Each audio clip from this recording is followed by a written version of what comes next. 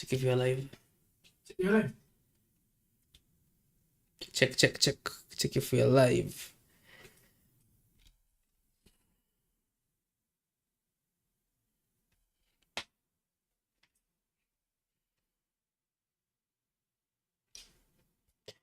Okay, what's up? What's up, my friends? Welcome to the live stream. Welcome to Africa Leo. If you can see me and hear me, type a W on the chat. If you can see me and hear me, please just type the W on the chat so that before we begin. Welcome so much to Africa Leo as we go. Okay, perfect. Just a minute. Just a minute. Just a minute. Just a minute. Just a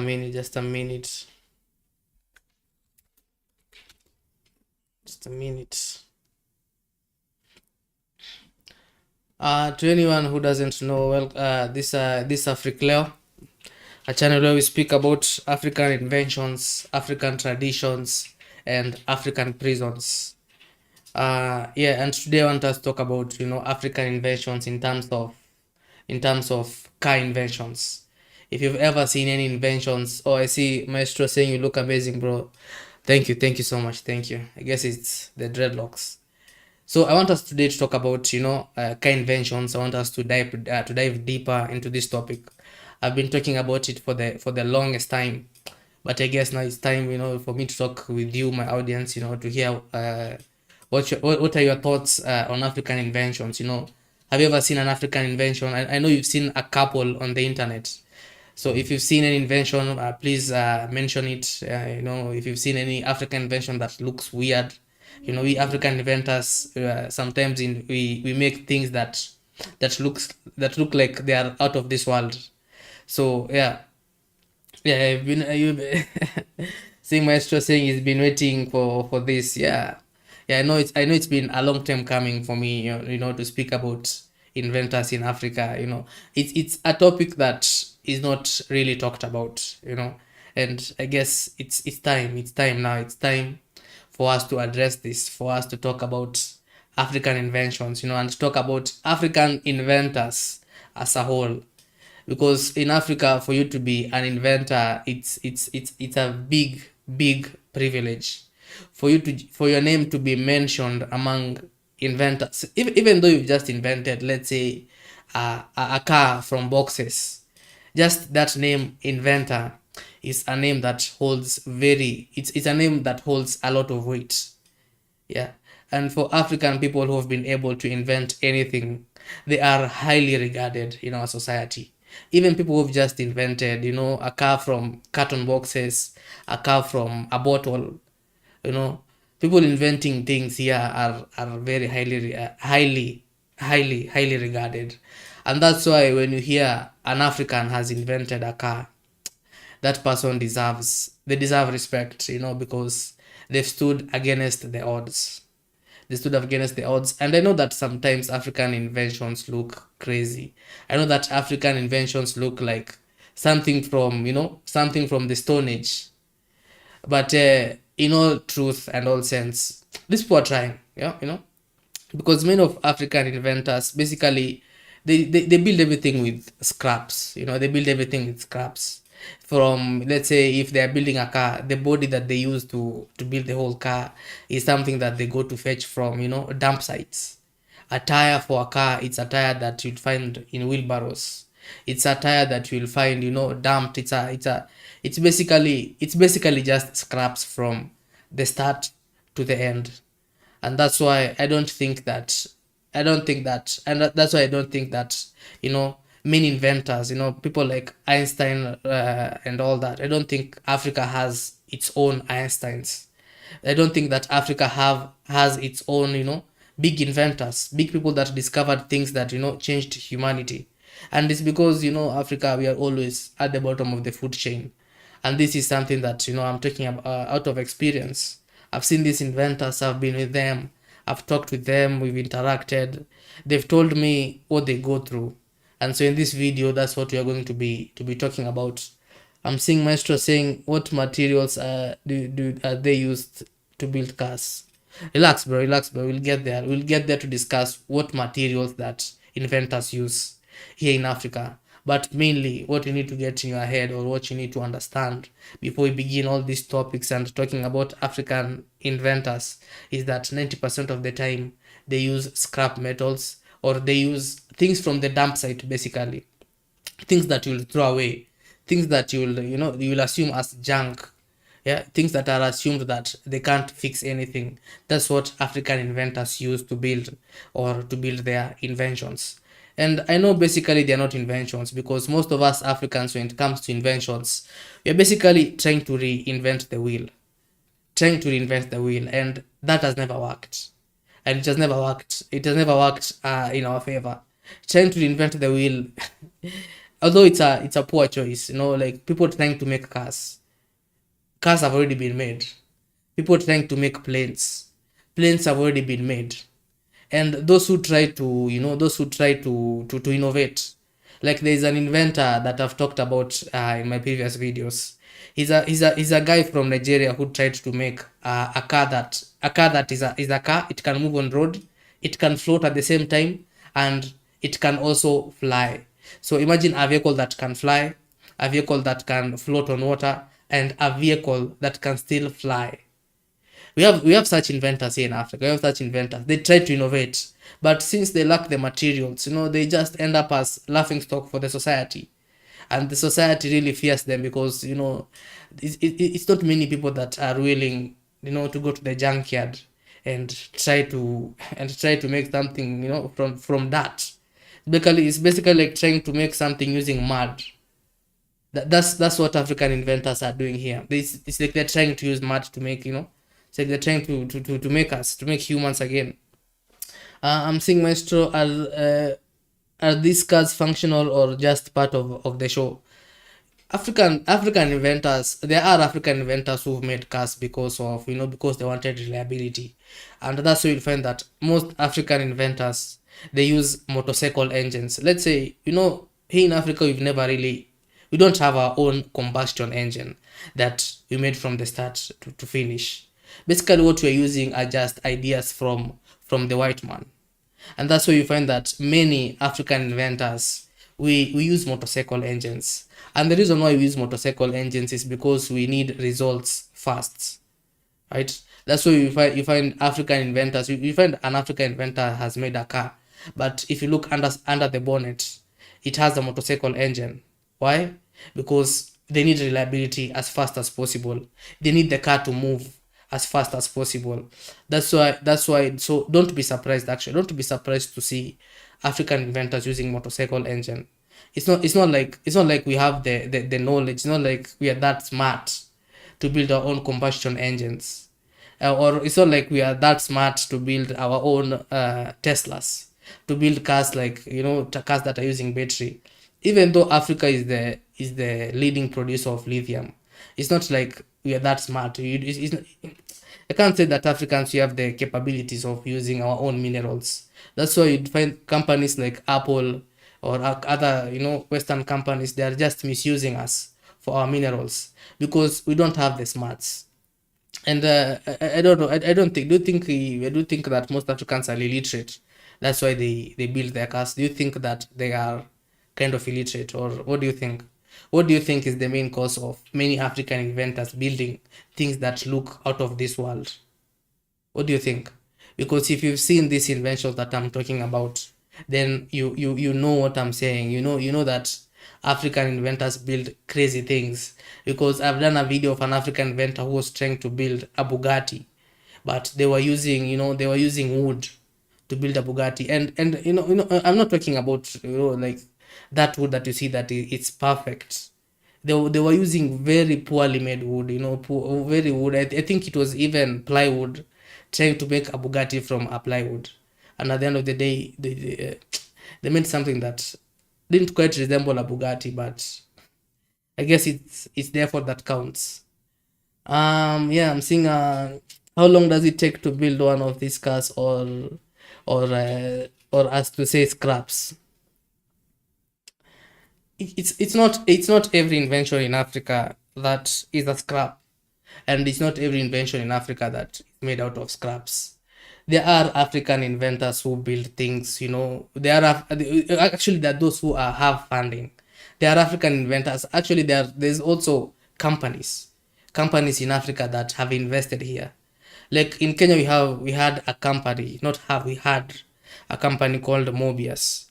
It was it was a company here that was manufacturing, off-road cars, because in Africa we need those. But at the end of the day, they ended up closing shop. We have other countries like Algeria trying to build fast cars that can compete with Lamborghinis, fast cars that can compete with Aston Martins.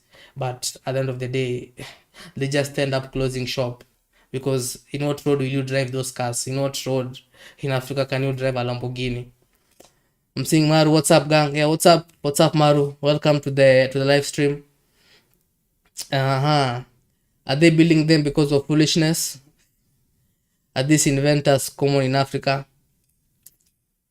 Yeah, African inventors they're very, I would say it's like um they're not that common. Coming across an African inventor, first of all, you have to go to the village. I know that many people think that, many Western countries or Western people think that Africans still live in the forest, but that's not it. That's not it.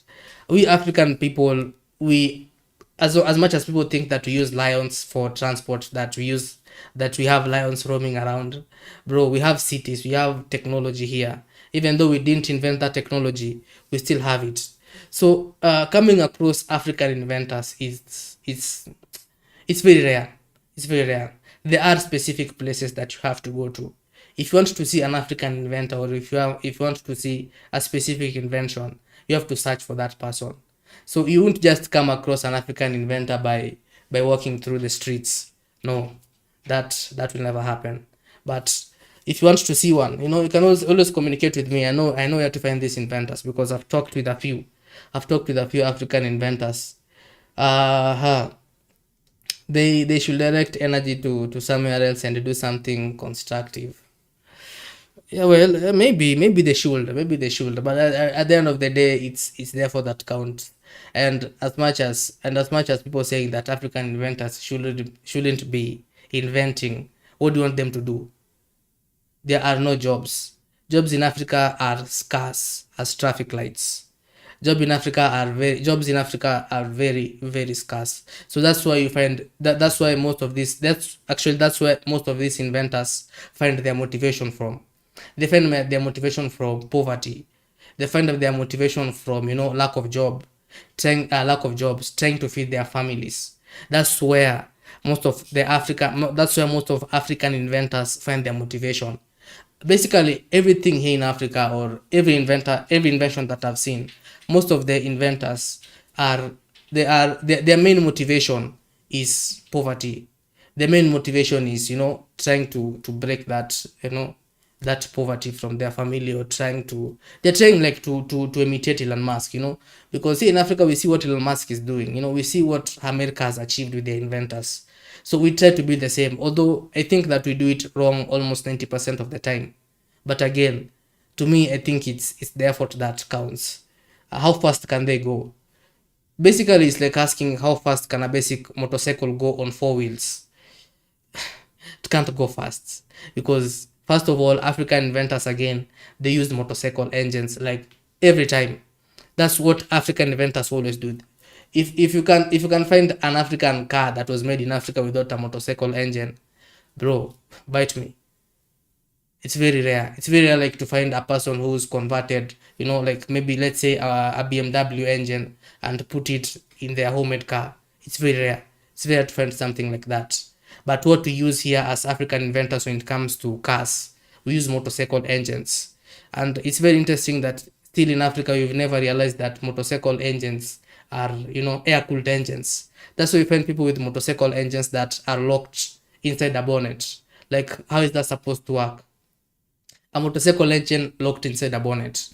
It's like we don't understand that for a car is water cooled, right? It doesn't operate like a motorcycle engine. But I think because we are always in a rush, if there's a person that is always in a rush, is it's us, it's the African person. The African person is a person who is always hurrying, but we also have saying that there's no hurry in Africa. I guess we are just in between. We are in between, being hurry, we are in between, fast and slow. That's what we are, because we don't have the patience, to make our own engines. We don't have the patience, to build cars that look presentable. So what we do, we opt for we opt the easy way out. We try to make things as fast as possible, because if you've seen these DIY channels on YouTube, there are these DIY channels on YouTube where they try to make amazing things, right? You find them making, innovating. Like I saw a motorcycle that looked like a car. you know they try to innovate in a lot of ways, but in Africa, it's very hard. It's very hard to come even across a channel like that. And one thing about African car inventors, before there's a time that we'll get into all of this. I'll show you the videos, we'll go through the pictures. But the thing is, when it comes to African inventors, not only do we have patience, but we also don't have the knowledge. So you'll find a person trying to make a car, and yet they don't have a driver's license. It's happened numerous of times. Like, how can you build a car without a driver's license? Let alone even a mechanical diploma, a driver's license. Like, I know a lot of African inventors who've tried to build cars, but they don't have a simple license. Like, they prefer learning on the road. They prefer learning while building their car. It's like they're building a bicycle, but a bicycle with an engine and four wheels. Uh, how fast can they go, bro? I just told you they can't. At minimum, an African homemade car, the minimum it can go, the maximum it can go, it's maybe 20 kilometers per hour. Truth is, Africa will never catch up. I mean, yeah, there's some sense to that. There's some sense to that. Do you think Africa will ever catch up with the rest of the world in terms of inventions? But according to me, I don't think it's never too late. It's never too late to wake up and try. It's never too late, because yeah, you've seen people like the person who built the bulb. He tried 1,000 times, but Africa, I don't think we've reached that level where we've tried to build things thousands of times until they failed. Is that I guess it's because we are trying to reinvent the wheel. If Africa can come up with ways to trend, and innovate, to trend, come up with new things, maybe we can be a step ahead. But I guess that's the thing with our continent. We just want to build something that has already been built. We want to build planes. Planes have already been built. We want to build a basic bicycles. Bicycles have already been built. So reinventing the wheel is just a waste of time. But I guess for us Africans, by the time many inventors find out that building this thing is a waste of time, it's already too late. They've already built it.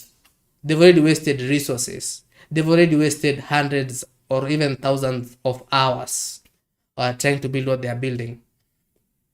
Um, Third world country, what do you expect? Yeah, true, yeah. If you're coming from a third world country, you can't expect a person from a third world country to build something perfect. That that is it's basically impossible. From a third world country, a country that basically doesn't even have health services, a country where people are dying of malaria. How can you expect a person who's at risk of dying of malaria to build a car? Impossible. How can you find a person who is at risk of dying in malaria trying to build a combustion engine? That's impossible. Uh, Materials are expensive. Materials, no, it's not really like materials are expensive, because if you want to build a car, you can go find work, try to to bring resources together, try to find the money to build something if you have the patience. But the thing is, many African inventors don't have the patience. We lack the patience, and we lack the knowledge, and that is what that's what keeps African inventions back. And that's why many people think that African inventors will never catch up. But maybe they will, given time. Maybe African inventors will catch up. uh Change leaders things are high. So you're saying that we should change leaders. Yeah, basically, yeah, because there's no leader who's willing to support any African inventor. But even though I wouldn't say that that is the case, because we have a person called, I guess his name was, I don't remember his name. I guess that person that tried to build a car that didn't use batteries, a car that didn't use any fuel. If you know his name, please remember. Chikumbutsu, yeah. There's a person called Chikumbutsu from Zimbabwe. He tried to innovate. He tried to show the world that Africa has inventors. So what did he do? He built cars. He claimed that he can build a car that doesn't use electricity, a car that doesn't use fuel. But at the end of the day, Chikimbutsu was just a scam. Because how can you build a car that doesn't use any fuel? A car that doesn't use any electricity. He claimed that it was using electromagnet frequencies. Like how? How can a car use frequencies to move? At one point, Chikumbutsu claimed that he had made a generator that also didn't require any fuel. So imagine he would have built something that was using free energy, and we had really high hopes in Chikumbutsu. We had really high hopes because at one point even the president of Zimbabwe came out and supported him because we thought that Chikumbutsu was our way out. We thought that Chikumbutsu would change, the status quo of Africa. But at the end of the day, Chikumbutsu was just a scam. Chikumbutsu was just a scam, and I don't. And that's the case with many African inventors. Materials are expensive. Be realistic. Africa will always be in the Stone Age. No, bro. I can't say that Africa will always be in the Stone Age because if you say it depends on how you define Stone Age. Saying that Africa is living in the Stone Age, that's a very broad topic because living in the Stone Age in what sense? Because in the Stone Age, remember, they were using stones as wheels. They were using wood as wheels. Like, have you seen any African country of late using wood as a wheel? So that statement of saying that Africa is living in the Stone Age, I don't think it's that accurate. Or what do you think? Do you think that Africa is still in the Stone Age? Do you think that Africa is still in the Stone Age? Because according to me, I don't think that we as Africans were still in the Stone Age. Because even though the world might perceive us to be living in the Stone Age, that's not the case with us who live here, with us who see the high rise, with us who see the skyscrapers. Because Africa has skyscrapers, bro. Don't be surprised, if you want to visit Africa one day, you can do so, and you'll see skyscrapers. You'll see amazing things. So saying that Africa is living in the Stone Age, bro, that doesn't make sense. Like in the Stone Age, people used to wear, a cloth to cover their private parts. Have you seen any African wearing that of late? So saying that African is living in the Stone Age, bro, that doesn't make sense. Uh, Junkyard wars is what it is. Junkyard wars, yeah, it's kind of junkyard wars because if you go to any dump site in Africa, you'll find a lot of street kids, and from these street kids, that's where most inventors come from. We have inventors who've been street kids here. Like we did have a person from Kenya actually who tried to build a robotic arm, right? And with this robotic arm, everything that they got was from scrapyards, was from dump sites. So I guess at the end of the day, it's therefore that counts because they tried to build it. It was a scrapyard war because they were rushing to find the motherboard. They were using my TVs from any motherboards from TVs, motherboards from radios, and anything that you can find in the junkyard. These kids were using those, and they were like street kids. But at the end of the day, they made something. They made something out of those scraps, and that's basically what defines Africa, using what you have. Because if you can find a way to use what you have, then I don't think that anything is impossible, to you. And that's what we try to do here in Africa because we don't have the resources, we don't have the technology. So what are we left to do at the end of the day? We are left to use the scraps. We are left to use, what's there. And what's there is basically things that can't help us. But at the end of the day, you use what you have.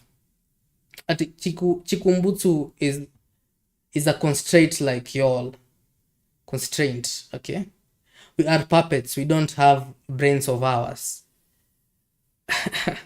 Like, have you visited Kenya and seen Kenyans how they try and rebuild their public transport? If you've seen the public transport from Kenya, then I think you will reconsider saying that we are, we are puppets and we don't have brain. Like, how can you say that Africans don't have brains? It's just that we are behind time, it's just that we are behind time. It's just that it took us a long time to catch up with the rest of the world. So saying that Africans, we don't have brains of ours, you can't say that, bro, because if we didn't have brains, then will they be here? And I think that's it's a bit racial saying that we don't have brains of ours. It's all about mentality. Yeah, true. It's always about mentality, and that's what many African inventors have to go through. They have to be very strong mentally. They have to be very strong in terms of mentality, because when many African, if you let me tell you that many Africans, when they are building their cars, they go through a lot of criticism, beginning with their society. You can find an African inventor trying to build something, and yet their mother doesn't approve of it. And that's why many African inventors get discouraged, because when you're trying to build a car and the car looks like a toy, obviously the first person to criticize you will be your neighbor. And that's the case with many African inventors. They are very criticized by their own society. So sometimes it's also kind of a societal problem that African inventors don't build things that are worth it, because their society doesn't want to accept them. Our society laughs at our inventors. Even leaders laugh at our inventors. That's why you've never seen anything. Like, let me ask you a question. Like, right now in your house, do you have anything that you can say was invented in Africa? Basically, no. Almost everything you can see here, but except from that Maasai shield, everything here was built by the West. Everything here, there's nothing of ours. We didn't invent anything. But I guess we should just stop trying to reinvent the wheel, and try to motivate and try to innovate. You know, um, uh, just try to push. Okay, do they work alone or in groups? Okay, that's one of the other things about African inventors. Most African inventors, they work on their own. You see, I guess that most African inventors don't believe in things like teamwork. And if you don't believe in things like teamwork, that's why you see many African inventors struggling, because they believe that if they want something, they should build it with their own means. They should build it with nothing but their own support. And that's why most African inventors fail, because most of them don't want to be supported. Most of them, they don't want to share their ideas. Like for Maxwell, for example, that the guy that is called Maxwell Chikimbutsu from Zimbabwe, the guy who tried to invent the first.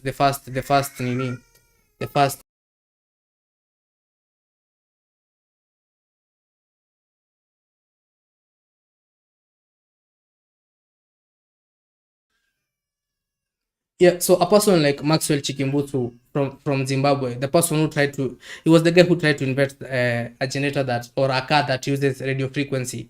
He said that journalists were around him asking him, like, how can you build a car that doesn't use fuel, a car that doesn't use any sort of electricity? But do you know what he was saying? He was saying that people will steal my idea. And that's the case with every African inventor.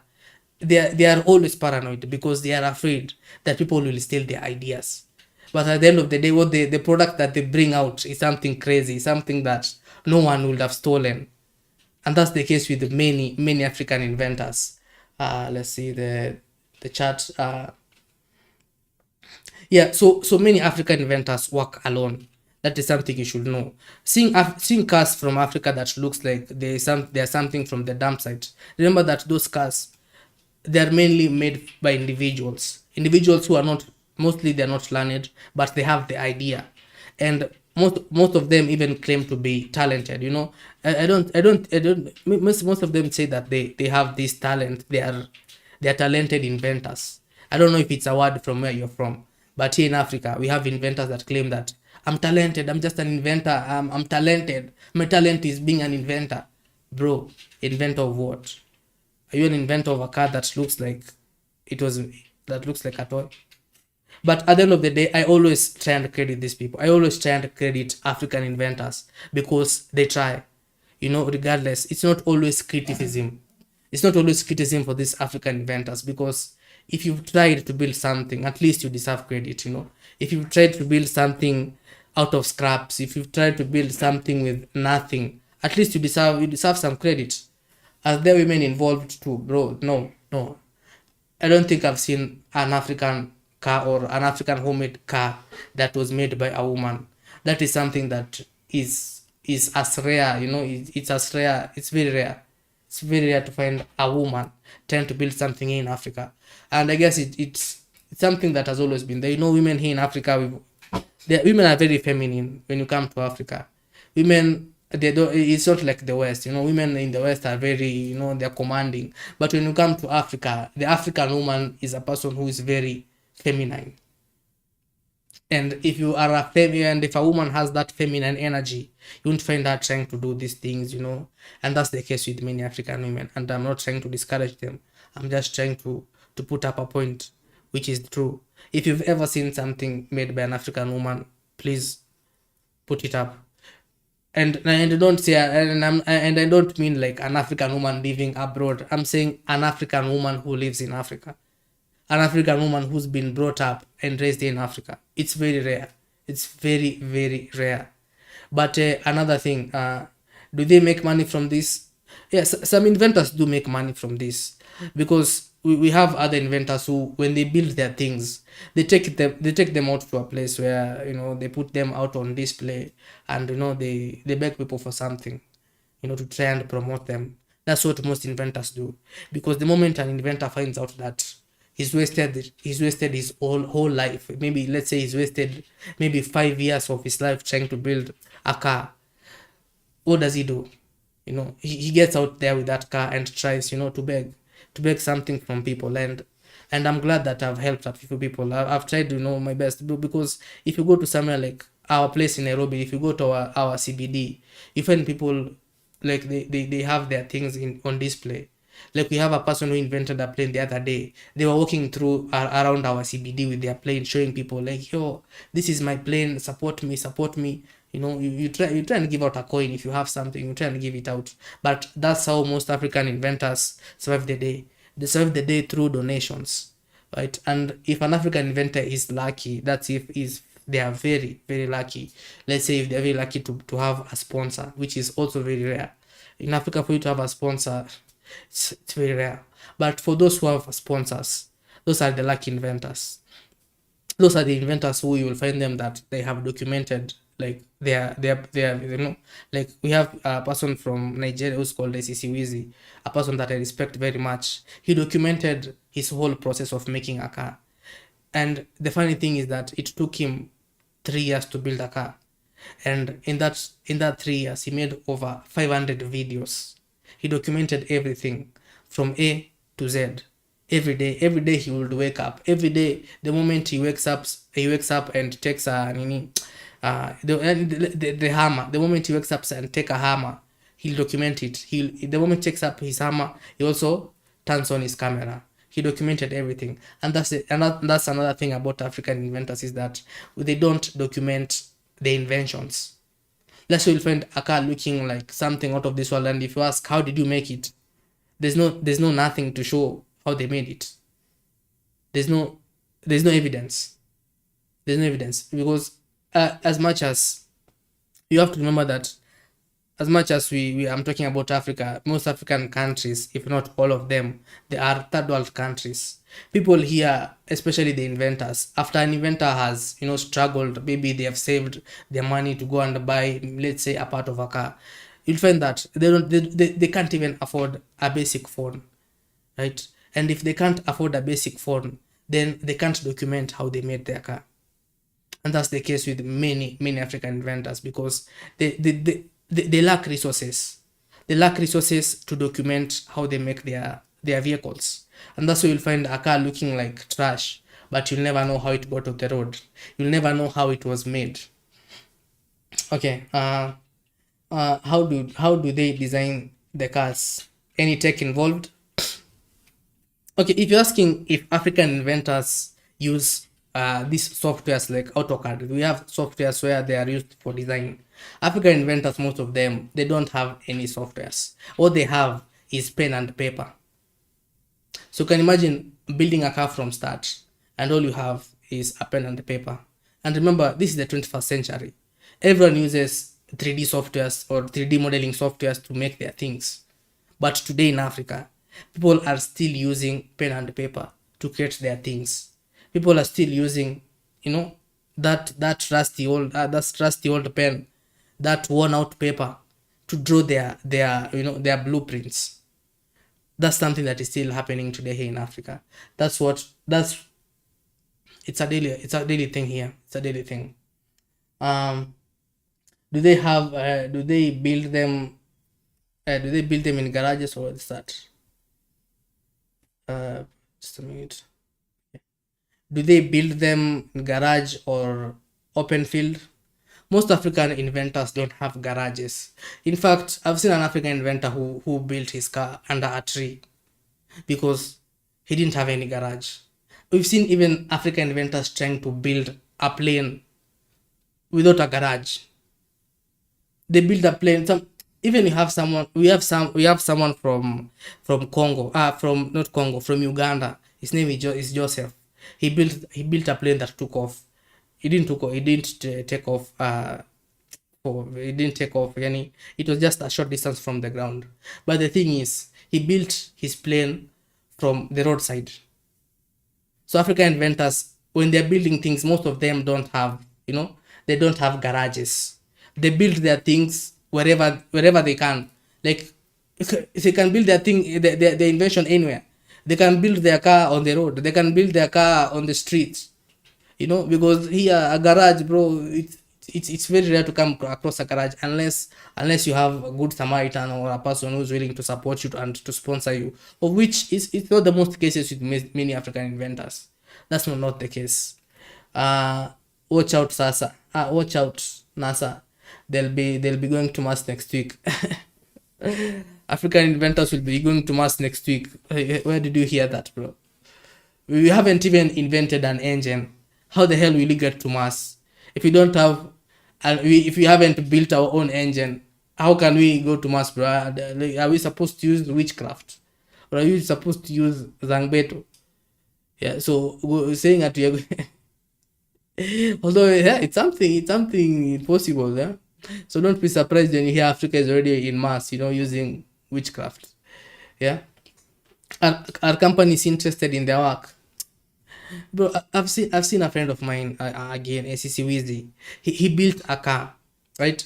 And when he built his car, after those many years of him struggling to build his car from nothing, using nothing but scrap metals, after he was done, he tried to he tried to source his, like, he tried to find sponsorships, and it was hard because most companies are not willing to invest in Africa, because they know that at the end of the day, Africa is a continent where the RPM is low.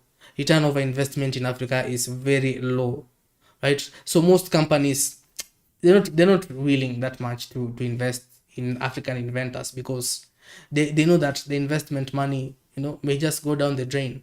And that's why many inventors, they don't have sponsorships. They don't have sponsors, because if an inventor can take up to 3 years to make a car, and when they are done, there's still no one who even wants to look at them.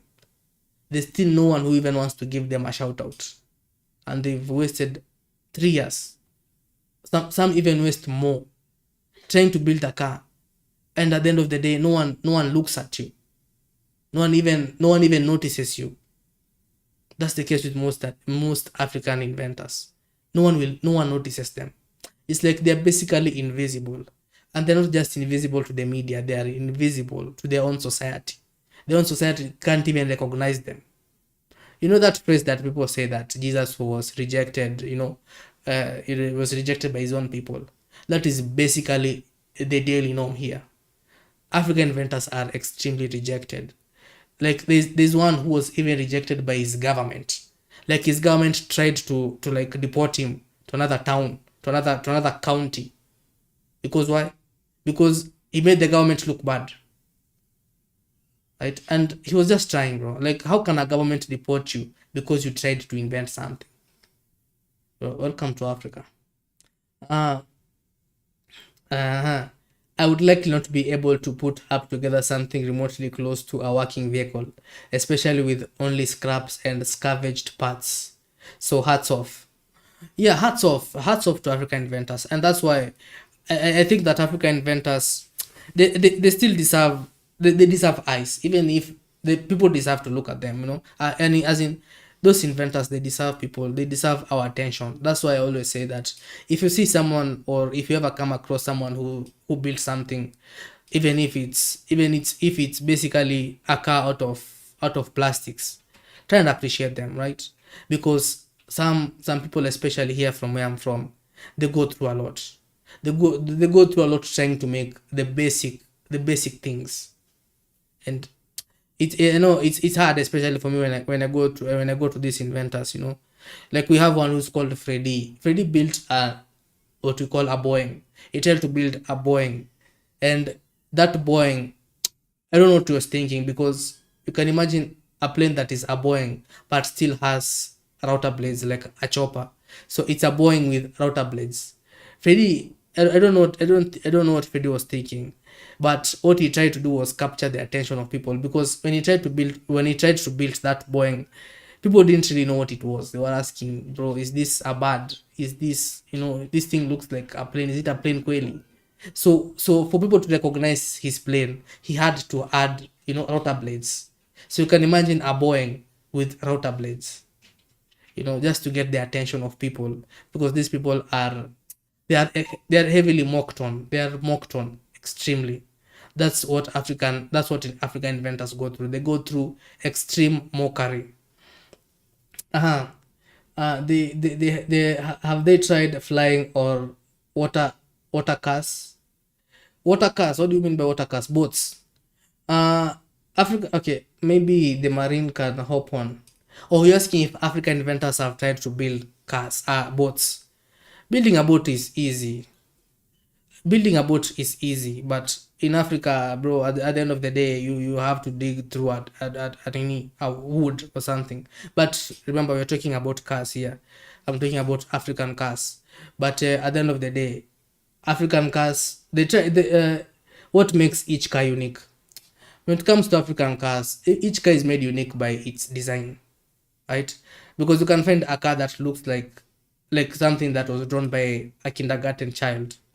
So so you can imagine a car that looks like that. That's what makes every invented, or every African homemade invented car unique, because they all look crazy, and they all look crazy in their own way. That's what African cars are about. Which one impressed you so far? Okay, the first person that has ever impressed me when it comes to inventing of cars, his name is ACC Wheezy, and ACC Wheezy is a person that I hold in very, very high regard. Let me try and find him. Mm-hmm. Just a minute.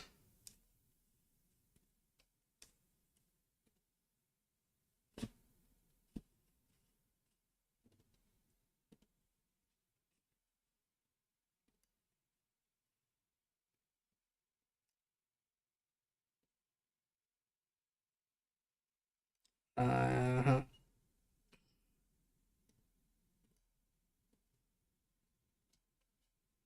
so here we do have a guy called ACC Wheezy. ACC Wheezy built this car. As you can see, this car. He built this car. This car took him 3 years to build it. 3 years. 3 whole years to build this car. 3 whole years. Right? 3 years to build this car. His name is ACC Wheezy, and is from Nigeria. He's from Nigeria. And the thing about, and what I love about ACC Wheezy is that what's different about him, especially, is because ACC Wheezy had funding. right? He had funding. Esiwisi didn't just build this car out of nothing or without a plan. He had the funding, and what he claims that, especially the person who funded him, was his girlfriend. So at least Esiwisi tried. He tried to use what he had. He tried to use, whatever God handed him. And this is not just the final product of what Esiwisi has. Esiwisi has advanced this vehicle to be something, much greater. It doesn't look like this currently. We had let me add the quality. Yeah. So this is a Sisiwizi. He built something totally out of nothing. He built something totally out of nothing. Again, he's from Nigeria. This is a is it's a three-legged vehicle. A three-legged vehicle. So, and the main purpose of this car was because he wanted this car to be, to act like, especially he wanted this car to be one off-road. He wanted it to be an off-road car, but with the with three tires. And this car is called the Gravity Black Bird, right? Because his vision when building this, he wanted this car to be, he wanted it basically to look like a bird. That's what he wanted his car to be defined by. He wanted his car to look unique. And so he called it Gravity Black Bird because he wanted it to look like a bird. Basically every car looks the same today, right? Every car basically, they all look the same. But with this guy from Nigeria, what he tried to innovate with was his car to look like a bird. And the thing about this guy is that this is not his first car. He's also built another car that looks like a Batman mobile. I'll find that video for you. He's built a car that looks like a Batman mobile. So, so he's an African inventor that I can say he's tried. And also go and check out his channel. He's a very good guy. He's my friend. You can go and check him out. So his name is Siwizi. Yeah. And this car took him a whole 3 years. 3 years. I know that something like this in the Western world, it would have taken him, less than a week. Or maybe let's say if it goes very far, it would have been a month. But here in Africa, it took him 3 whole years to make his car, right? And remind you, he had sponsorships when he was making it. He was fully sponsored. So yeah, so you can see that it's easy lacked resources. So this car that you're seeing here, this is the Gravity Black Bird. As you can see it. No, this is the Batman mobile. It's called the Batman mobile. Yeah. It's meant to look like a Batman vehicle. It's meant to look like a Batman vehicle. As you can see, it's quite unique in its design. Because first of all, Siwizi insisted that he didn't really need a body. That was one of his main points, that for this car, leave alone the Gravity Black Bird that looks like a bird. This one was a Batman mobile. He wanted it to look like exactly like a Batman mobile. He tried very much, because even in this vehicle, he didn't just use a motorcycle engine like most African inventors. In this vehicle, he tried to use, a Volkswagen engine. And let me see what the chat is saying. Elon not losing sleep because of our African car developers. Bro, look at this car. This car should give Elon Musk sleepless nights, bro. This car should give Elon Musk should be afraid. In Africa, we have inventors who are trying to build a Batman mobile. So, bro, Elon Musk should be very afraid. In Africa, we have inventors trying to build cars that look like birds. And mind you, they are homemade. They are all homemade.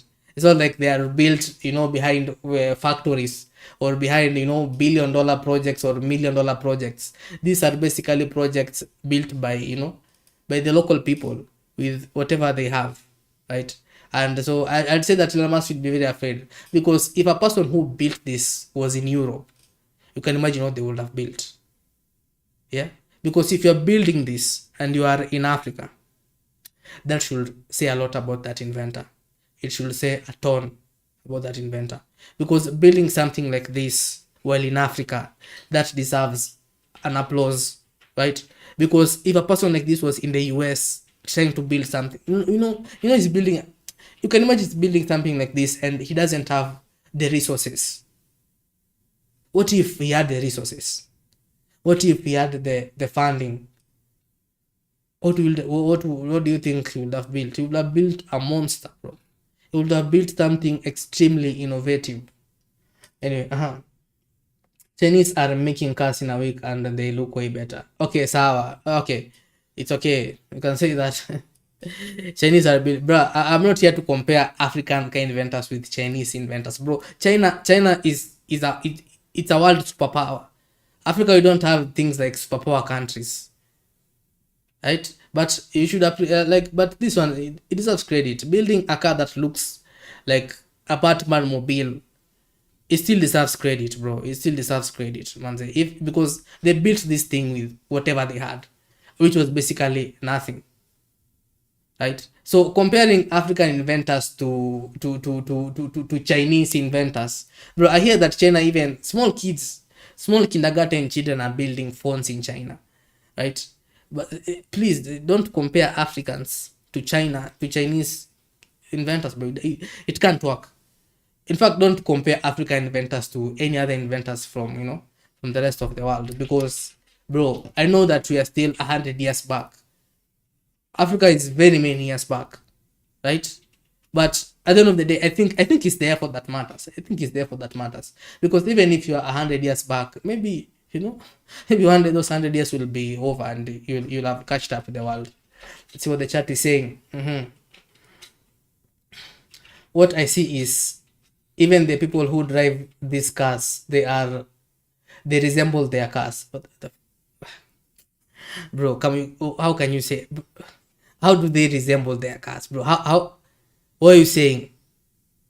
Are you saying that the guy who built this, he looks like Batman, right? Bro, seriously, stop saying that. uh they have tested it on roads. Yeah, this guy has been tested on the road, bro. I'll play it and you'll see it. This car moves, bro. This car can fly, bro. Look at that design, bro. Let's appreciate that design, bro. Look at the size of the engine. Look at even the seats.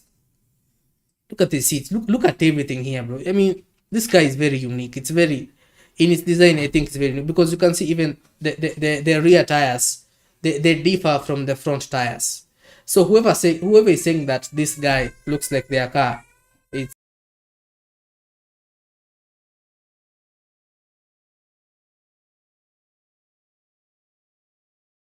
so whoever is saying that this car looks like they invent, bro, stop saying that.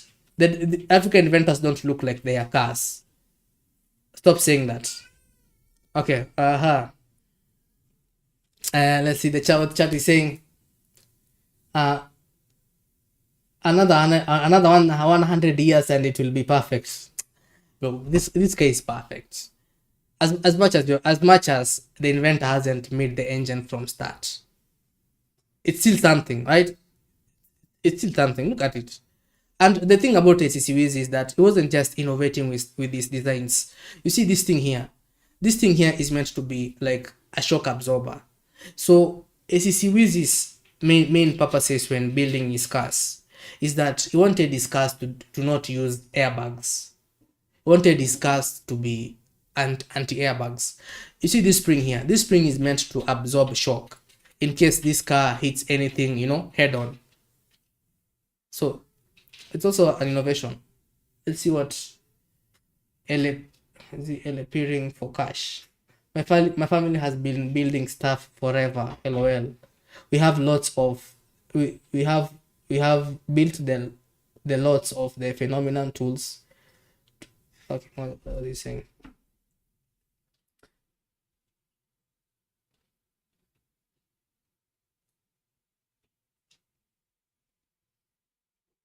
Okay. Okay. So what LP, is it helping for cash, is saying that his family has been building stuff for years, forever, right? They have the assembly tools. Yeah, we build stuff we build stuff that builds stuff before computers were, bro. You must be from the Western world. You must be from the Western world, bro. Let me see another point. He's saying the blunts run everything. Is it blunts? The blunts run everything. What does that mean? even the greatest production city in the US when it comes to production. All the bloods, that's a family, or that's a family that runs everything when it comes to production. So are you from the US? Are you from the US? Are you from the US? LA Pink for cash. Are you from, or which country are you from? Right? Because here in Africa, everyone can build anything. I know that's one of the things about Africa. Anyone can build anything. You can wake up today, and if you feel to build a car, if you're feeling like building a car, you can build it. No one will, no one will basically tell you anything. Here in Africa, we build things. If you feel like it, do it. That's the thing about Africa. That's why you see that Africa has so many inventors. Has so many inventors.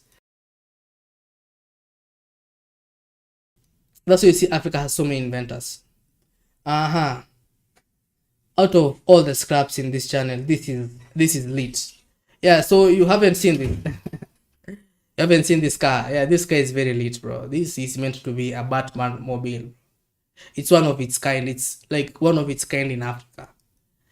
In the history of African cars, there's no African country that has attempted to build a Batman mobile except for ACC Wheezy. Please, guys, remember, go and go and subscribe to his channel.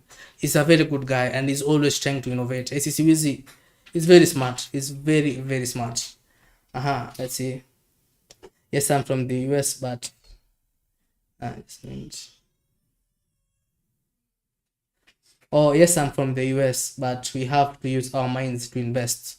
Okay, so will you invest in Africa? Will you invest in such a venture? Will you invest in such a vehicle?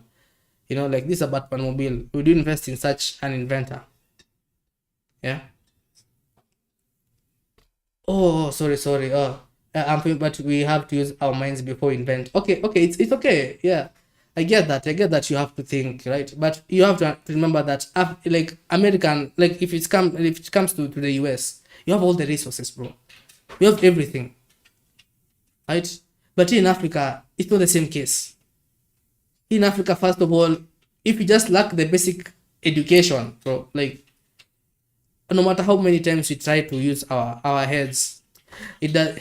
It's always hard. It's always hard to add up, man. It's always hard because that's why I'm saying that comparing African inventors with the rest of the world, it's crazy. It's different because African inventors, they don't have the resources, right? And they also don't have the knowledge, right? But for those who try to invent, I think they try. I think they try. Uh,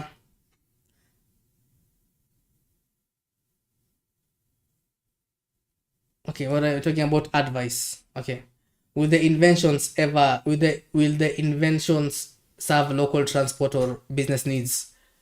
Uh, I don't think so. I don't think so because at the rate of competition in the market today, right? We have Toyota, we have Isuzu. They've all flooded the African markets. So basically, the African inventor is left with nothing. They don't have any space on the industry because the level of competition when it comes to vehicles here in Kenya, not only in Kenya but in Africa, the level of competition is crazy. We have the competition right now is crazy, because every country is looking to invest in Africa, right? Every Western country is looking to invest in Africa. China are looking to invest. The US is looking to invest. India is looking to invest. That's why African inventors are basically left with nothing. They're left with, they can't build their things because the competition, white people have already invested in Africa. They've already taken the market. That's why many African inventors, they find it very hard to get out of the block. They find it very hard to get out of this bubble that they are trapped in, because the competition is so vast, right? And African governments are not willing to compromise for anything. African governments are not willing to sacrifice their Chinese investors for their local inventors. There's no African government willing to compromise for that. Yeah. Yeah. So you have okay. So a leaping for cash is saying, my family came as immigrants. He skipped from school to school because he couldn't pay. He ended up becoming an amazing mechanist. And say, congrats, man. If there's a person that I respect is a mechanic, I really respect mechanics because if mechanics are there are people that are very smart for you to be a mechanic, because I remember that mechanics also go through a lot because if you are because here they had an uncle once that was a mechanic, and he would come home very stressed in the evening because he'd say that, yeah, people bring cars to me and they don't know what the problem is, but by the time I find what the problem is, I've thought out of this world. They think before they can find a solution because they fix things that us, the local people, can't. That's why I respect mechanics so much. I think that mechanics are people. I don't think that we can ever survive without mechanics because they help a lot. Yeah, because for you to build a car like this, you have to be, you obviously need some mentality, some knowledge when it comes to mechanics. For you to build a car that is, a car that looks like this, you can't just do it without a mechanic's knowledge, right? And mechanics is a very, it's a very lucrative, industry in Africa. Mechanics are people who never lack food. They never lack food on their table. Yeah, and that's why you see even many African inventors or many African car inventors, they are also mechanics. And if they're not mechanics, they have some experience with mechanics. Like my friend who invented this car, he's a person, he knows mechanics. His father was a mechanic, not his father, but there's a person from his family who was a mechanic, a person that even gave him a backyard so that he could build his things.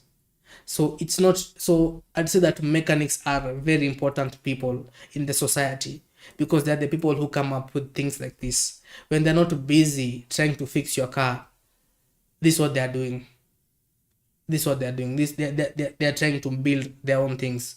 So much respect, much respect to mechanics. I respect mechanics very much. There are people that I respect. Yeah, and I was, as I was saying, for an African to be a car inventor, first of all, being a mechanic is a requirement.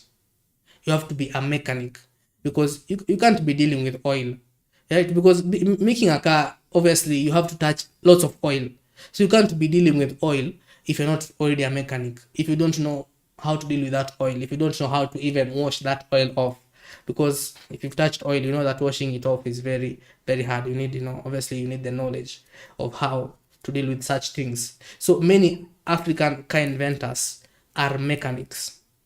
They are mechanics, and if they're not mechanics, they at least they have some knowledge when it comes to mechanics. That's a very important thing that you have to realize about African inventors. And for you to be an African inventor, or for you to qualify as one, that's a field that you must have gone through. That's a must. I think they should do it for fun, not for business attribution. No, bro, no, it can't be like that, because you can't do it for fun and at the end of the day you don't have food, right? You can't just be building a car and at the end of the, bro, you have to what they're trying to do, they're trying to be the next Elon Musk. So you're saying that when Elon Musk or when Bill Gates was building his computers, he was doing it for fun? Are you saying that? At the end of the day, African inventors, they try to do this because they need the cash, they need the food, right? They need the help. So African inventors, they can't build their cars for fun. They're building it to try and get themselves out of the block. They're building it to try to get themselves, to the next level, to get out of, yeah, to stop begging and to stop, to try and be independent. So African inventors can't afford to build their cars for fun. You have to understand that. They can't afford to do that for fun. They have to do it as a career. And if not as a career, they have to find ways to monetize their inventions. That's the thing about African inventors, and it's a rule. It's one of the major rules. You never find an African inventor at it trying to make something just for fun. Nah, this is not the West. Okay. Okay. Africa has national resources. African government and people, they won't mine their own minerals, learn how to use them, and what for?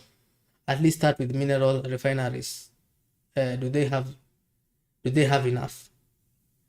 The thing about Africa is that African, okay, when you're talking about resources, first of all, resources and government, corruption is the next thing. When you're saying, like, it's like government, resources, and corruption, they are very much connected. It's like one sentence.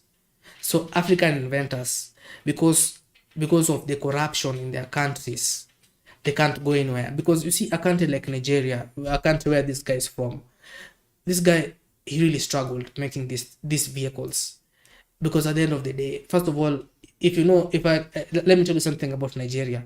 Nigeria is a country that has frequent blackouts, right? And remember that Nigeria is the number one oil producer in Africa. But it being the number one oil producer, it has frequent blackouts.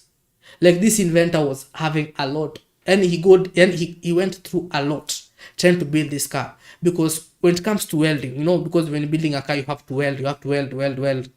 When it comes to welding, you'd find that when he was welding, electricity will get lost. He'll have to do it the next day. Electricity, when he came on tomorrow, he welded a few minutes, electricity gone. Bro, that's the thing.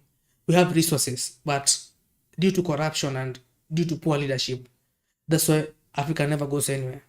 That's why inventors, as much as they try to invent, they still end up in poverty, or even worse from when they started off. So you have to remember that African inventors, when it comes to leaderships, we can't depend on leaderships, bro. Because if you know the Chukudu, right?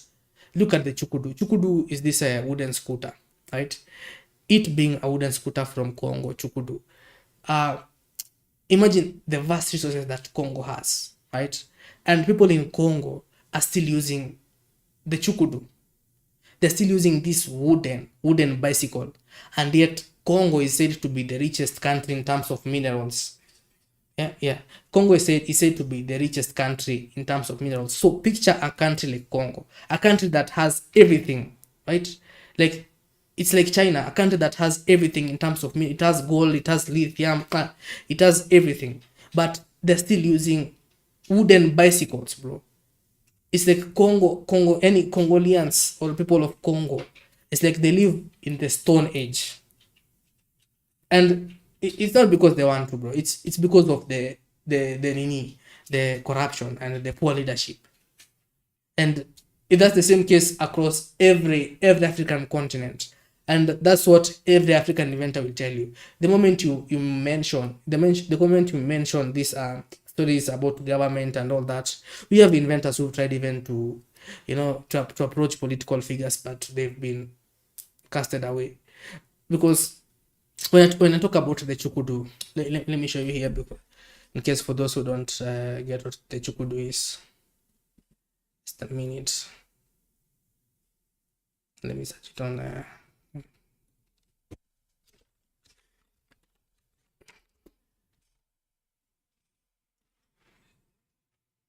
yeah.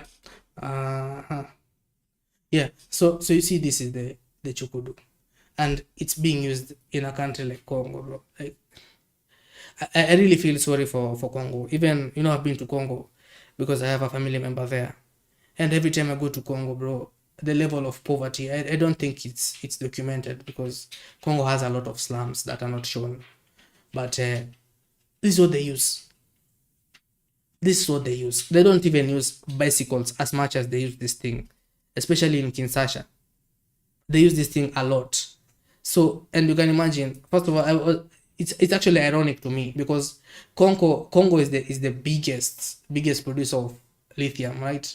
And we have lithium batteries. So you'd ask yourself, like, why can't you just make a battery out of the lithium that you have, the free lithium that comes from the ground? Why can't you just go and grab some lithium, build a battery, and then fix it on your Chukudu, so that at least it can be electric, at least it can go uphill without trouble, right? But that will never happen. That will never happen, kabisa. And sometimes I get emotional trying to talk about the Chukudu, bro, because I really feel sorry for a country like Congo, because Congo, it's a perfect example of a country that it's a perfect example of a country that is trapped. It's a country that is trapped in its own reality, right? Because using this, and your country is so blessed, but you're still using wooden scooters, right? Because in fact, chukudus are so many that motorcycle in Congo can't be compared to the numbers of chukudus. And a chukudu is sometimes in other areas is a bit expensive than a bicycle. Right? And you can, I mean, Congo, man, Congo is just a country that just pray for Congo that one day at least it reach the level of the other African countries. Okay, let me see what the chat is saying. How was your experience in Congo? Yeah, I've been to Congo 2 times.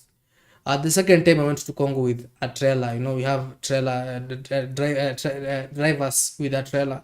Sometimes you can go to Congo on road. Yeah, from Kenya to Congo, you have to pass through Uganda. And for us, you don't require a passport in Uganda. We just require a temporary passport. So you can go to Congo from here on road. So me going to Congo, bro, I always feel sorry when I'm there. But it has beautiful ladies though. Uh-huh. Nigerians take slaves too. Boko Haram takes slaves right from schools. Yeah, but Nigeria will never be free. Also, Nigeria is stuck in its own reality, because Boko Haram is a Muslim. It's like they are Muslims. They are a militia of Muslims. And the most interesting fact about the Boko Haram is that they hate Christians.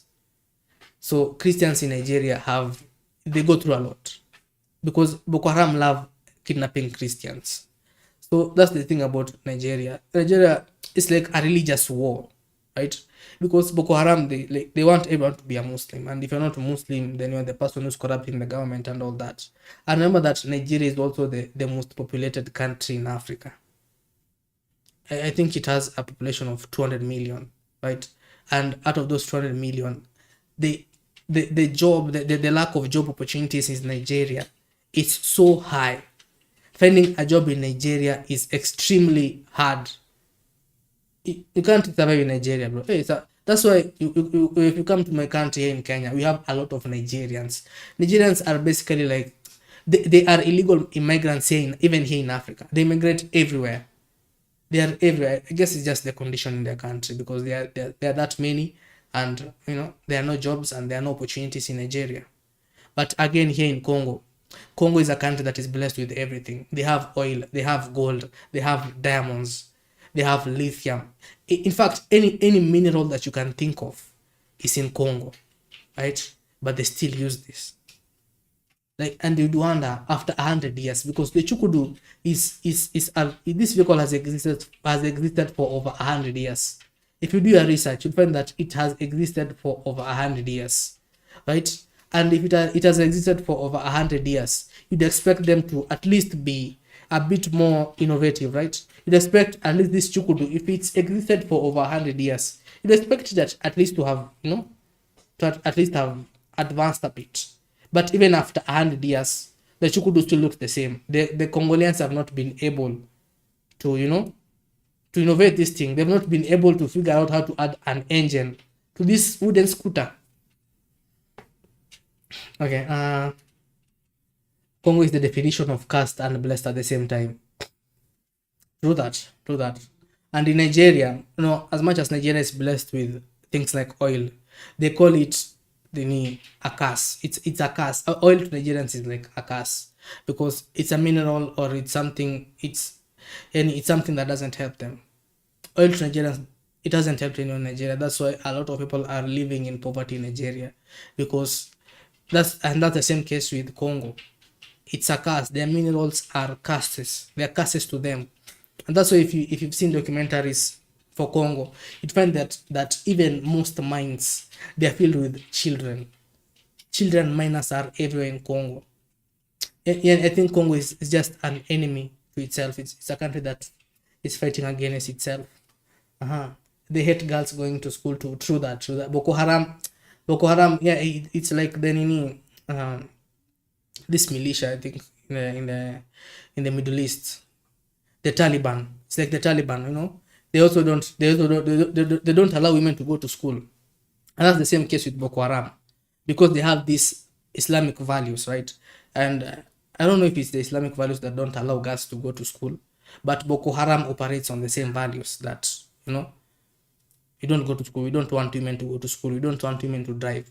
But since also Nigeria is a country that is living in the modern time, they try to fight it. And that's why they end up being kidnapped by Boko Haram, left, right, and center. Uh-huh. Congo, 109 million. Was that $109 million? Oh, 109 million, that is brutal. All those lives. Or 109 million is the population. Congo has a very big population, 109 million people in Congo, and they are still using this scooter. 109 million people in the same country, and they're still using this. But I think that's crazy. I think that's extremely crazy. 109 million. 109 bro, can you even imagine that number? I mean, Congo should be a superpower. At this point, Congo should be a country ruling other countries with their mineral resources and all that, and their population, but they're still using this. So it doesn't even begin to cut it. Uh-huh. Uh, but they still have voodoo and cannibalism and slavery in Congo. Okay, voodoo mostly. Congo does have voodoo, but what I'd say when it comes to voodoo is practiced a lot in Western African countries. You know, when you go to countries like Togo, Ghana, even Nigeria, those are the countries that have, they have made voodoo to be very like a part of their life. Like if you go to a country like Benin, voodoo is embedded in their culture, right? They have churches for voodoo. Voodoo is everywhere. But I'd say that in a country like Congo, although they do have voodoo, it's not that deep, right? Because Congo is also a Christian state. So it being a Christian state, it doesn't have, because Western African countries, especially those Western African countries, you find that, they are mostly Islamic states that practice voodoo. And I don't know why. Still surprises me. Uh-huh. Why would someone deny someone going to school? Yeah, that's the fact of Boko Haram. If you do a research, they don't just allow people to go to school. They kidnap children in school. Like they can come to a school and shoot out and kidnap children. That's Boko Haram. They are very. In fact, I was surprised to see that Boko Haram at one point they blew up a train. Sorry, they blew up a train, and after they blew it up, they kidnapped everyone. Boko Haram is lethal, man. Very lethal. Okay, uh-huh. Would you want smart people while you are Would you want smart people while you are a rebel? That's for Maru. That's very interesting, and it's nice to learn from someone in Africa. Okay, voodoo is worldwide. Yeah, voodoo is worldwide. But have you seen West African voodoo? West African voodoo is not just wild; it's extremely, extremely wild. If you've seen things like Zangbeto, Zauli, bro, things that empty dancing structures, people dancing in trance, and they're dancing to drums. So voodoo in West Africa, don't talk about it. It's extremely crazy in West Africa, bro. I don't think that in any African country or in any part of the world, in Africa, I don't think that there is any part that beats West Africa when it comes to voodoo. Now, back to what we were talking about, and we were talking about African in car inventors, right? And we were talking about this guy that built his car. You see, at the end of the day, let me show you the product of his car when he finished building it up. Just a minute.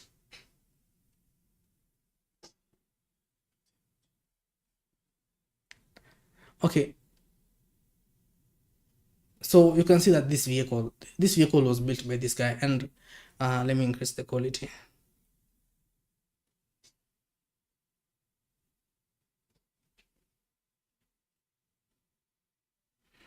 Excuse my internet quality. So as you can see, this is a product of hard work for 3 years. Look at that, just look at those doors, those Lamborghini doors. Look at the way that they're sliding in. This car was built after 3 years. This is a product of 3 years. It took ACC Wheezy, the guy who made this, as you can see in his channel, it took him 3 years to build such a masterpiece. What do you think about it? The name of this vehicle is called the Gravity Black Bird. It's supposed to look like a bird. Do you think it looks like a bird? What do you think? Because to me, I think it looks like something. It looks like a bird too, right? What do you think about it? This is a product of Africa, and it's so sad that ACC still hasn't been able to get sponsorships. After 3 years of him trying to build this masterpiece, he still hasn't gotten sponsorships. You know, I just hope that ACC, whatever he is doing okay. But just look at this masterpiece. I think it's a very unique vehicle.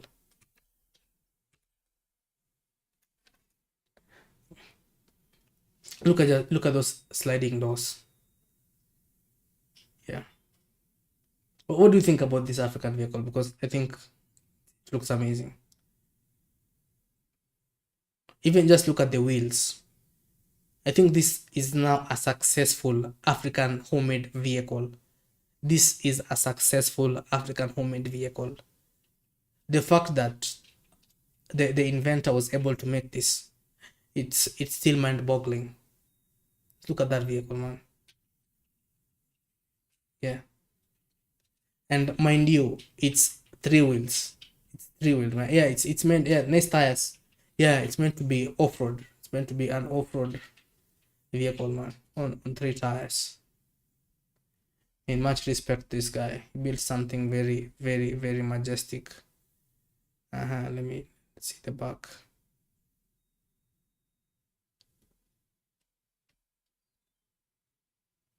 Yeah, let's see the interior. Yeah, just look at that. Just look at the interior. The interior looks so nice, man. I mean, the guy who made this vehicle, I guess he invested. Just look at that interior. This is not your average. It's not your average. It's not your average African homemade car inventor. This is not your average, bro. Just look at all those. Even I guess these fans are for air cooling, right? It's like this car also has, it has some sort of, what's it called, AC. It has an AC, but fans. Now this to me is what is called. This to me is now innovation, and it's trying to be different, bro. It's trying to be different. Even the screens, bro. The speedometer. He has two speedometers, man. Two speedometers. Yeah, good for him. Yeah, right, bro. Just look at the rear wheel. Just look at that vehicle. Just look at that vehicle. All made in Africa. All made in Africa, man. These spikes, he claims that these spikes are meant. You see these spikes behind. They are meant to act as some sort of security, so that no one can steal his tires, or no one can. We call it tap tap. We call it tap tap here in Kenya, so that no one can. You can't jump at each tree and swing for free. Free transport. That's what these spikes are meant for. Even the spring mechanism, is meant to absorb that shock, so you can expect it, so you can imagine it off-roading, right? The car will be nice. Hey, let's look at that vehicle, man. And it moves. Those of you who ask if African homemade cars move, look at it. It moves very smoothly. Let's see it move. Why is it moving? Just look at it.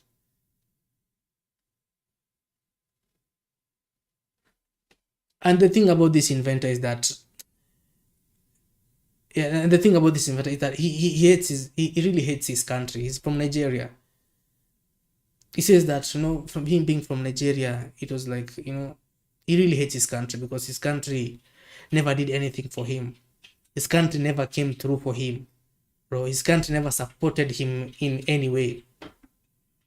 SCCWs really hates his country, and I think it's for a good reason, because you can imagine building all this and still no recognition, even if you are in Africa, because something like this, yeah, 2 speedometers, man, 2 speedometers. So imagine this thing should be flying, right? And the best part about this is that he's documented everything from the first time that he started making it. He's documented, like, if you look at his channel, he has over 300 videos. I think it's more than 500 videos, more than 500, him documenting every step.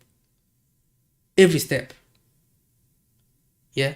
So I think that this guy, I think he's a very, very serious inventor. A very serious inventor. At least he tried. You can't compare him even to other Western countries inventor, right? He named it Blackbird because when you open both doors, it looks like a bird. Yeah. This guy is meant to look like a bird. That was the main purpose. He wanted it to look like a bird. He wanted it to be so unique, right? Because as I was saying before, many vehicles look the same, right? But for this inventor, he wanted his car to be different. He wanted to add something. He wanted to add something different. He wanted to show people that, even though he's from Africa, he can still do something different, right? You can still build something different. You don't have to build a car that looks like the rest of the cars on the road, right?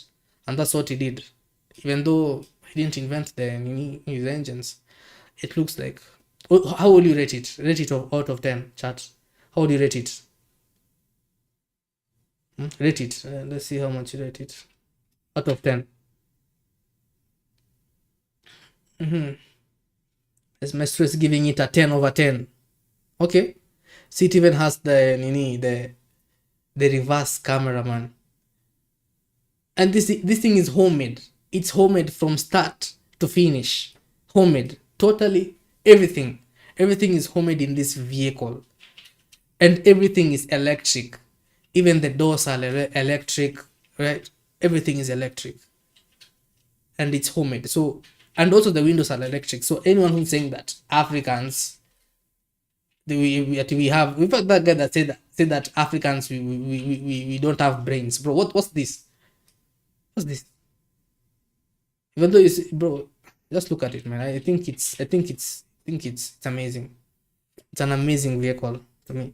I think Maru rating it 6.7. Okay, why don't we just give it a solid 7 though? Just give it a solid 7, because I think it deserves it. It deserves a solid 7. Don't give it some points. Rate it like without a point. Can you summarize a video maybe you did about this guy? Yeah, I did a video about him a long time ago, and the thing is that this guy, he started with nothing, right? Him getting here, he started as in him documenting every process. And let's see those processes. Let me open it on a new tab. He documented every process. Like if you go to his channel, the oldest video is of him starting, right? Where does he start? Yeah, like this is where he started. This is what he started with, right? Let me just show you, like, from the when he started to when he finished. So this is where he started, bro. So this is the back tire, right? So right here is welding the back tire. Is beginning, and you can see that was 2022. Remember, today is 2025, so almost that's 3 years ago. That's when he had the tire, right? And this is the final product. This is the final product of that vehicle. So I'd give it to me. This is definitely a 10, right? Although we do have African car inventors who are jokers, or we call them jokers, right? Because if you look up at a person like let's talk about a person like he's called what's it called, Obasanja, amphibian. Let's see.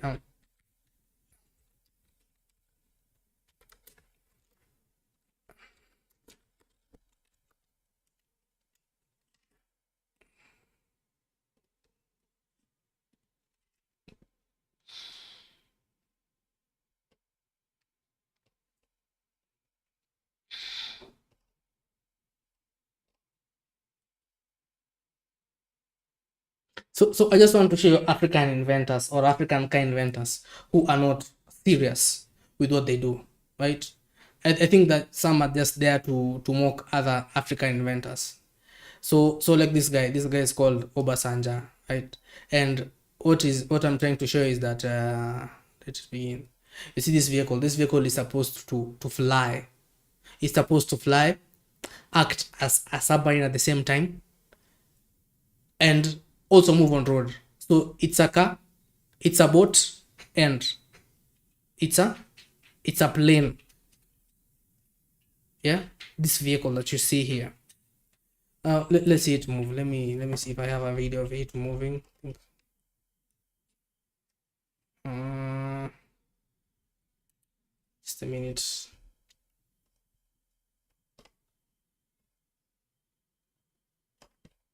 Uh-huh.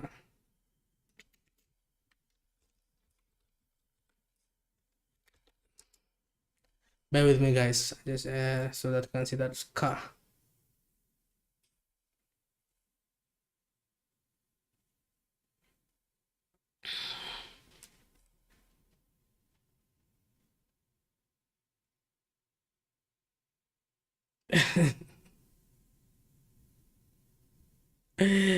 Yeah. So this vehicle. So I want us to look at this vehicle that is supposed to fly. It's supposed to fly, and it's supposed to move over water, right? That's to show you that we do have African inventors who are also, I don't know if you'd call them jokers, because this is the vehicle. Let me show you the vehicle. Where so this is the vehicle. So this is on test day, and it's about to cruise on water, right? So he wants to test it on water. Just look at that vehicle. Let me put sound on the sound. Just a minute.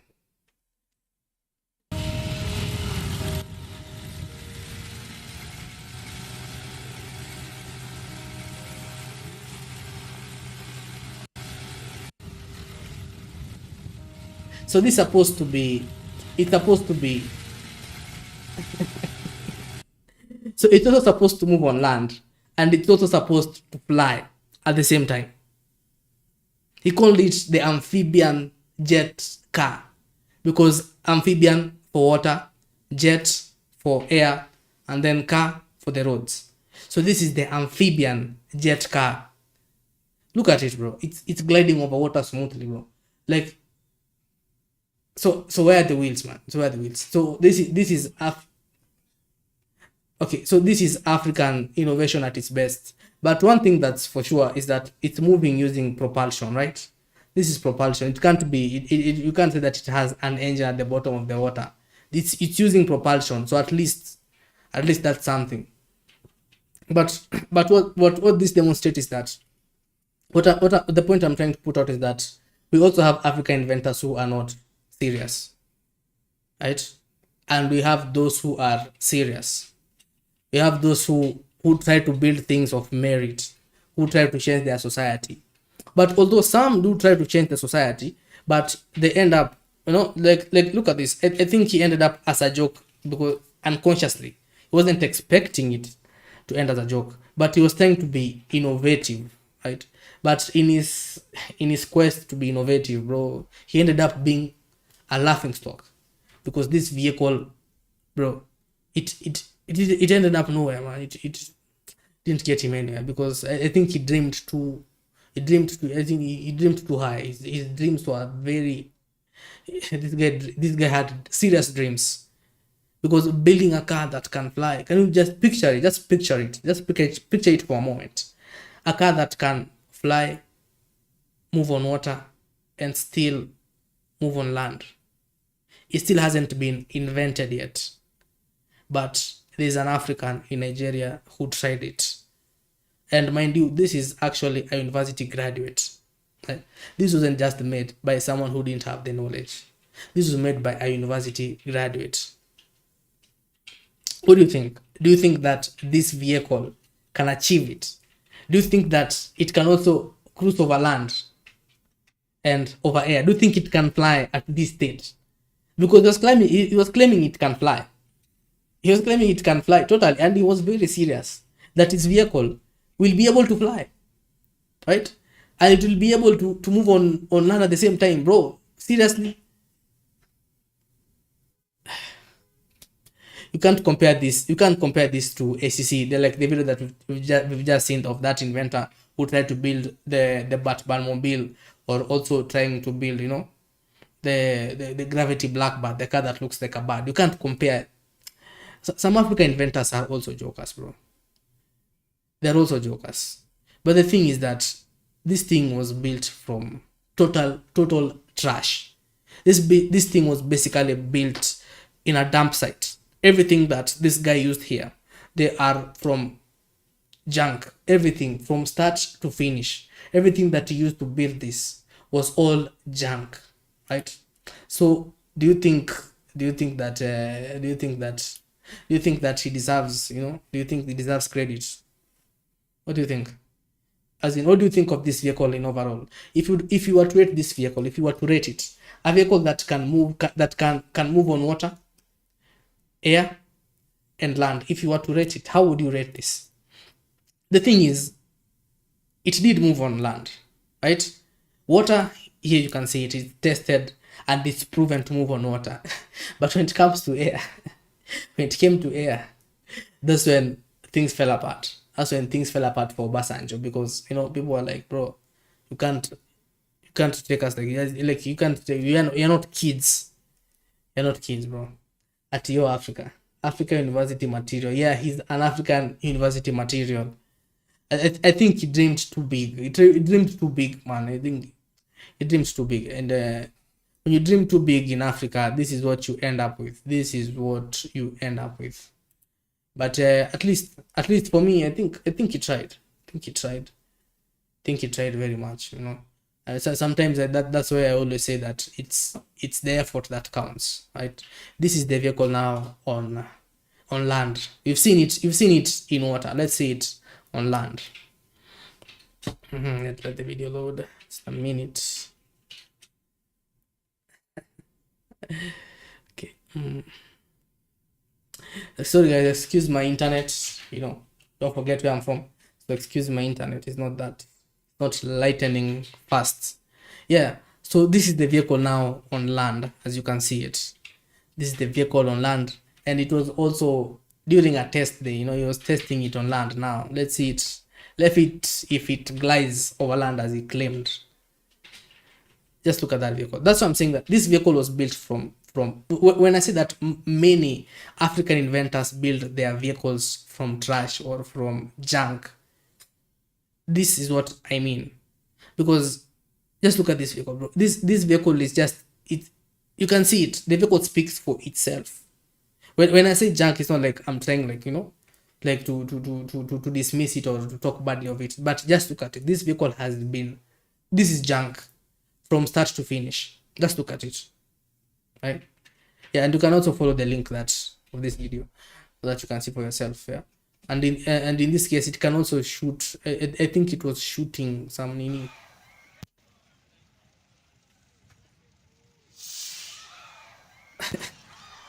It also has a defense mechanism. So that's a defense mechanism. So it can shoot. Right? Let me see. It has a defensive mechanism, bro. So you can't mess with this driver. Can't mess with him, bro. This is a wrong ram. Hey, bro. Is that a rocket?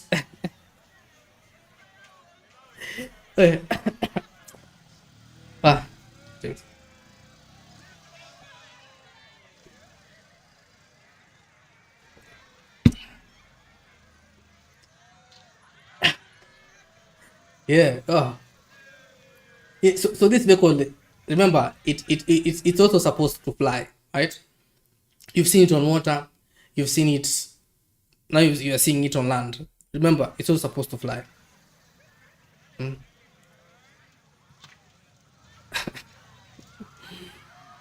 Come on, there. Let's just look at this, man.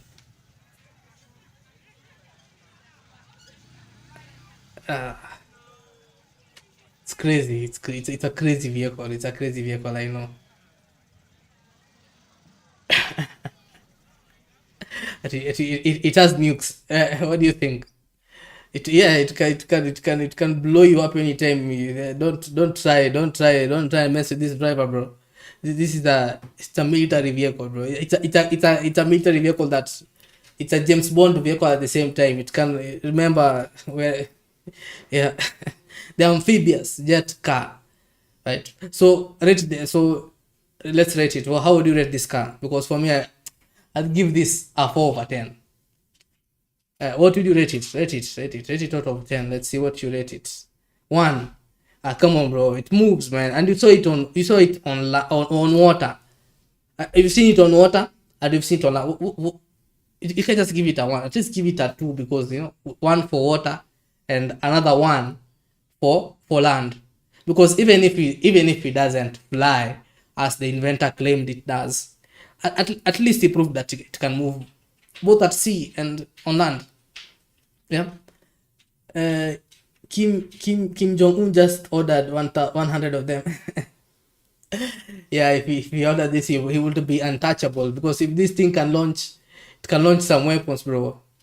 If it can launch some weapons, this guy is crazy, man. 1.1. Anyway, so this is just another African inventor, another African car inventor, and you can see the product that is made. I've shown you a car that is decent, and then I've shown you a car that is it's not decent. Like I've shown you two different vehicles. One that people would rate a 10, and one that people would rate a 1, right? And what I think that this vehicle have in common is that they all try to innovate, right? Even if the drivers don't have what it takes, because this driver was trying to build a car, that can fly on water. Remember that, a car that can fly and can move on water at the same time. Remember that. And the other inventor was trying to build a car that looks like a bird. So I'd say that what they have in common is that they're trying to build something. They're all trying to build something different. They're all trying to innovate, even though it doesn't come like what they had pictures in their head. They're pictured in their head. At the end of the day, they're trying to innovate. And I think that's something very important to realize, because bro, this car that doesn't look like anything you've seen on the road, and I don't think that you'll ever see such a thing on the road. Right? It doesn't look like anything on the man. Just look at it. Look at that vehicle. It even has wood, metal. It's made of everything. Plastic. Wow. Mm. I've made a video about this guy, though. I've made a video about him, talking about him, because I was so amazed by this guy, because how do you build such a thing? As in, what got him out of bed every day when he was building it? Some cases need to be studied. An inventor like this needs to be studied. I think, bro. Anyway, that's what the chat is saying. What, only a 4? This shit is a solid 10. It's gonna help the third world war. Nice try after a school kids parade by fifth graders. Anyway, don't laugh too hard, because yeah, I tried. I think he tried. Uh okay, so we also have other vehicles. We also have other vehicles that were built basically with wood, right? We have cars built of wood in Africa. And what I'm trying to say is that Africans, why will build cars that look like this? First of all, remember, resources. That's a no, we don't have that. So we're basically using what you have We even have, don't be surprised to see a car made out of clothes. So let's see, we also have that one from from let's see that from Uganda. Sorry, Uganda car.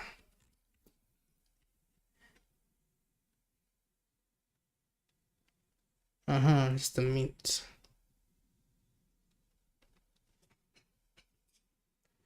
Let me find that link of that car, because I want to show you something.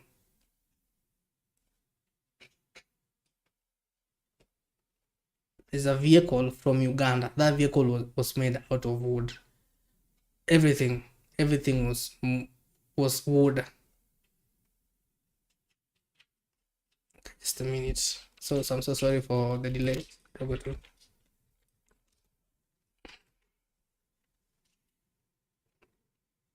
Mm-hmm. So what do you think about African vehicles, chat? What do you think African vehicles are about? Do you think that African inventors have what it takes to inspire? Do you think that they do have what it takes to inspire? Do you think that African inventors can do it?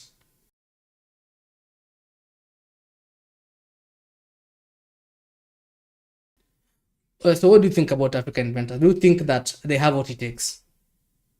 Do you think that they do? And this video is not just it's not just about a tea. What I'm trying to focus with this video is not just about the local inventions. We have manufacturing companies in Africa that try to manufacture vehicles here. So I'm not talking about manufacturing vehicles. I'm talking about inventors, people who start with nothing and end up with, yeah, and try to end up with something. That's what I'm talking about, right? That's what I'm talking about, and that's what I think that's what African inventors are about. And as much as they try, some do try, but what ends up with these African inventors is that their vehicles don't end up with what they expected them to look like, right? They end up with vehicles that look different as they thought they'd look. Just a minute. hmm Let's see this vehicle.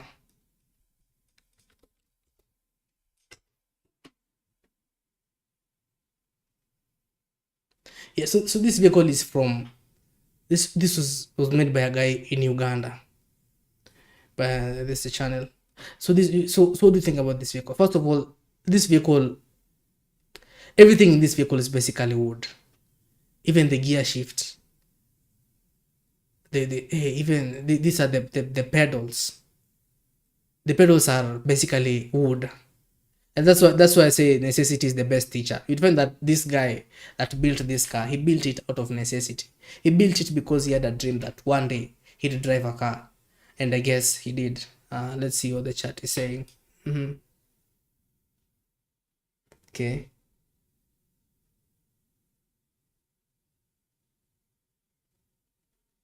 Okay. So I'm seeing you chat. They can't do it on African soil.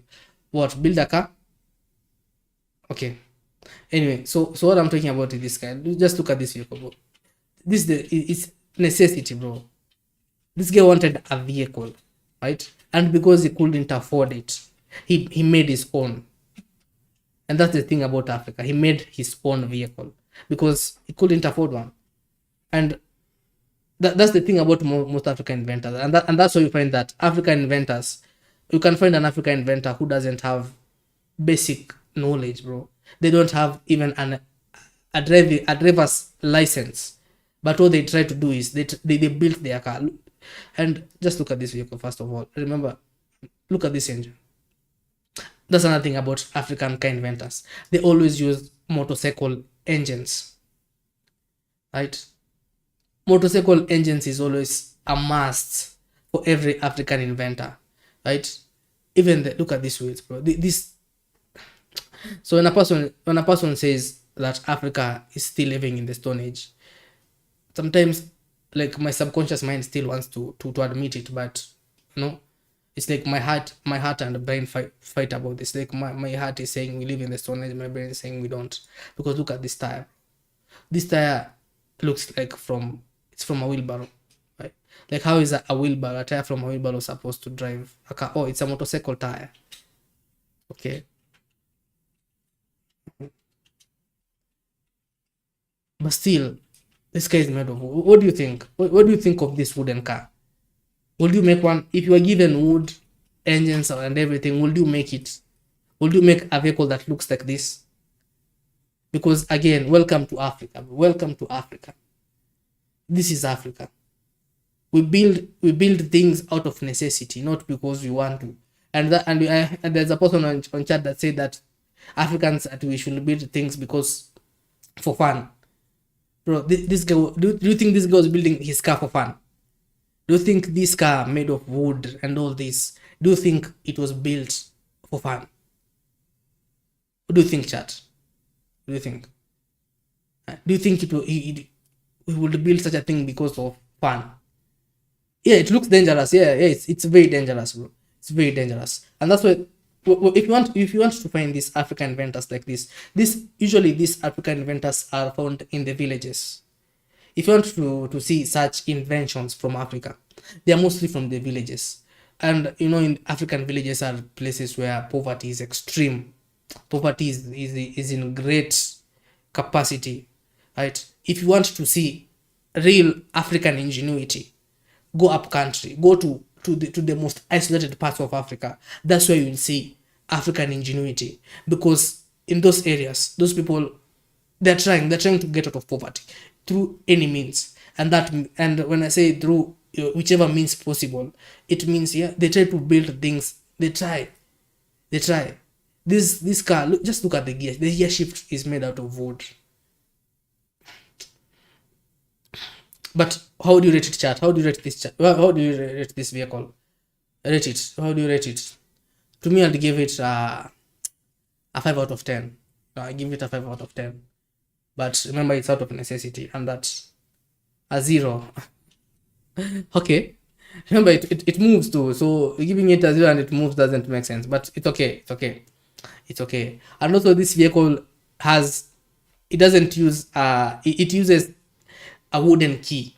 Have you ever seen a wooden key? That's what this vehicle uses, bro.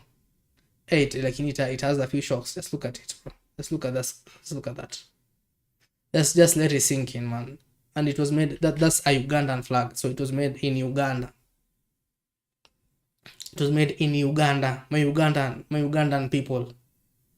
Yeah, Uganda, a landlocked country. This is it's a product of Uganda.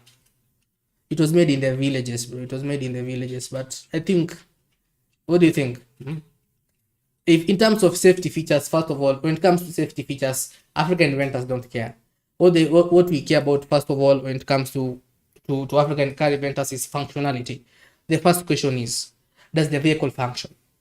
That's the most important question that every African inventor asks himself when they're building their vehicle. Does it function? Like, does it do what it was meant to do? And that is, does it move? Right? And we'll come to African plane inventors later on. I'll do another live stream for African plane inventors. But when it comes to African car inventors, if the vehicle, the functionality of the vehicle is the most important aspect, always. It's the most important aspect. So as long as it moves, no one cares. As long as it moves, as long as it moves, it serves its purpose. But yes, it all boils down to knowledge, because at the end of this is a motorcycle engine that is locked inside a bonnet. That was also one of my first questions while looking at this car. Like, how does it function? Or how is it supposed to function if it's using a motorcycle engine? Remember that a motorcycle engine, it's an air-cooled engine. How is an air-cooled engine locked inside a bonnet? Like, how does it cool? How does it cool, bro? Like, even if he was making this car, I think that's something that this inventor should have thought about. How does this car cool down? Right?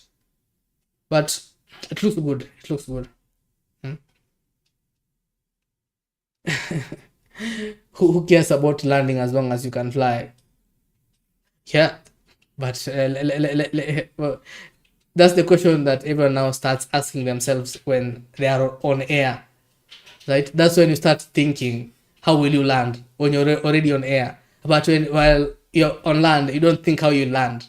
But while you're on air, that's when you start asking yourself, how will I get down there? And that's when things get messy. That's where you see that African homemade vehicles don't have any safety features.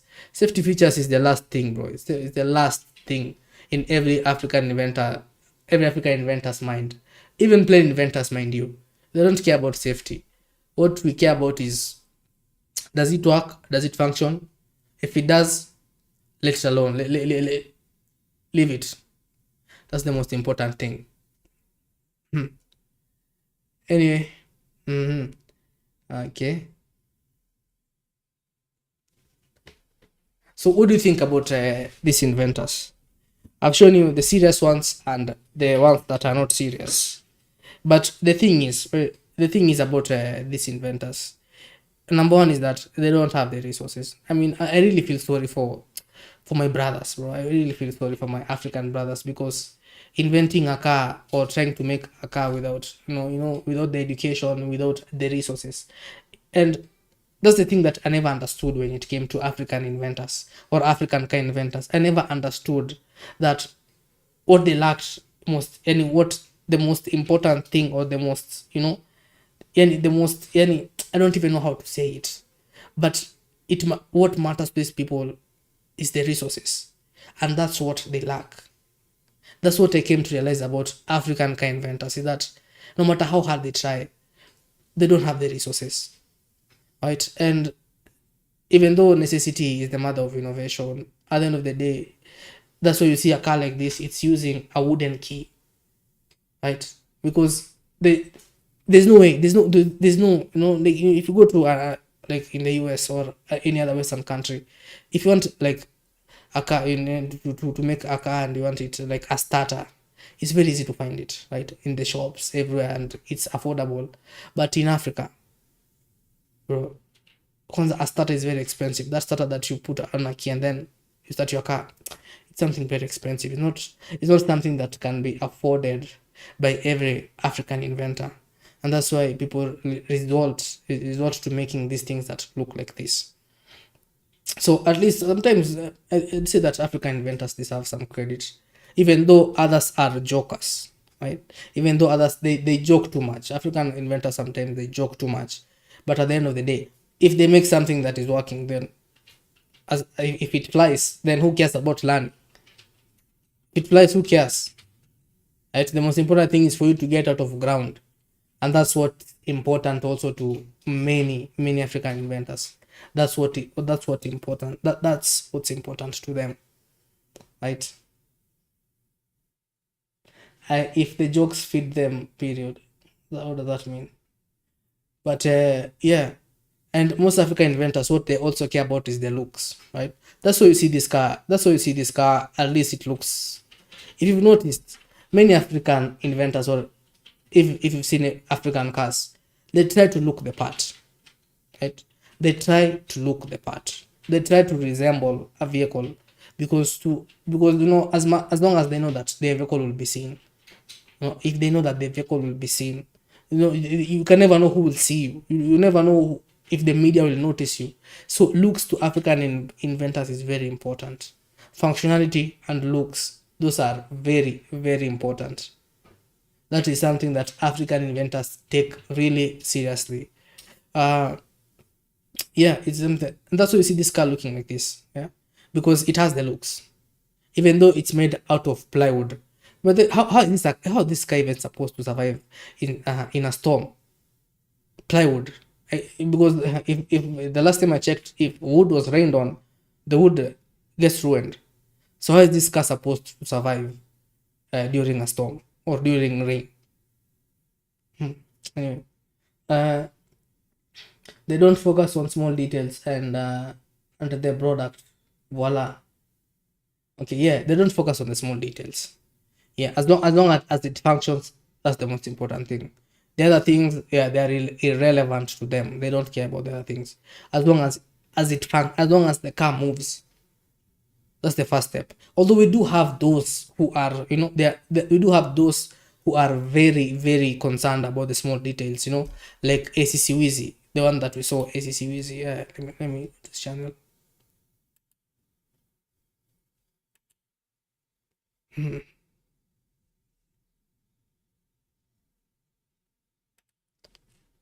Okay. Uh, yeah, so we do have those who are not just concerned about, who are very concerned about the small details. We do have those who they care about everything. They care about safety. They even care about air conditioning. We do have those kinds of inventors. So it's not just every African inventor that you see here that is careless. A person like ACC Wizi, the person like this guy is very serious. He knows everything about cars. He knew everything while making this. uh, you have a good idea about the wooden scooter from Ghana. Okay, if if you are going to use wood, fine. If you are going back, if you are growing back the trees, you take, and then time to make them electric. Okay, find better way to cut the wheels. Yeah, but that sounds a little bit more like Stone Age, don't you think? It's like a little bit more Stone Age, and that's what we are trying to avoid. But I guess what we're saying about the scooters from Congo, we're saying about this.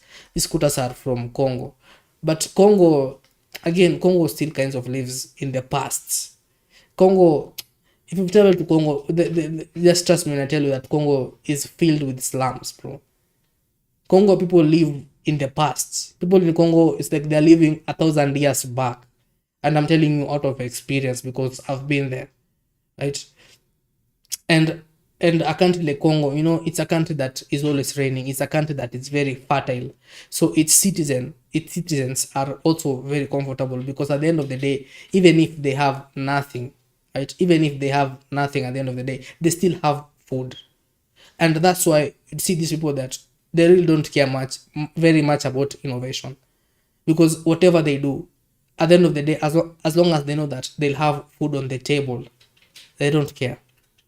And that's even the situation about other African inventors. That's why you see them with cars that look crazy. Because if that car is able to help you get just $1 in a day, that that dollar that dollar is able to feed you every day. If you can get just $1 every day, you can move on to the next day easily.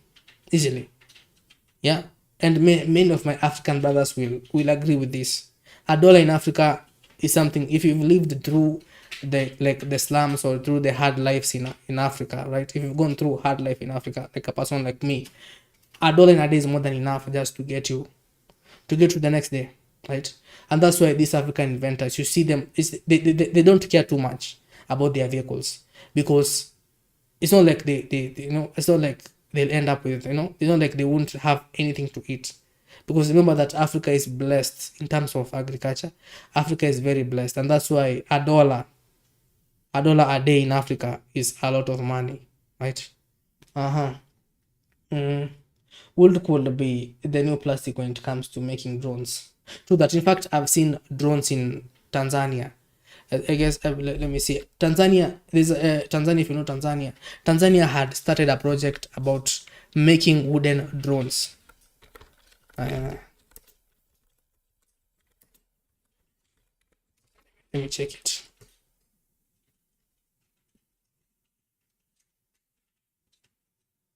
Yeah, so you can see this. This is a wooden drone from Tanzania. That's why when I tell you that Africans are very resourceful with using what God gave them, this is what I mean. Because if a person is able to make a drone out of wood, don't be surprised if they even make a plane out of wood, right? This drone, and actually this drone actually flew. You can search it at your own time. This drone took off. It took off and it did whatever drones do. Right? It was a project in Tanzania, and Tanzania is a country that is also blessed with a lot of trees. Uh, it's only scrap that comes from Africa.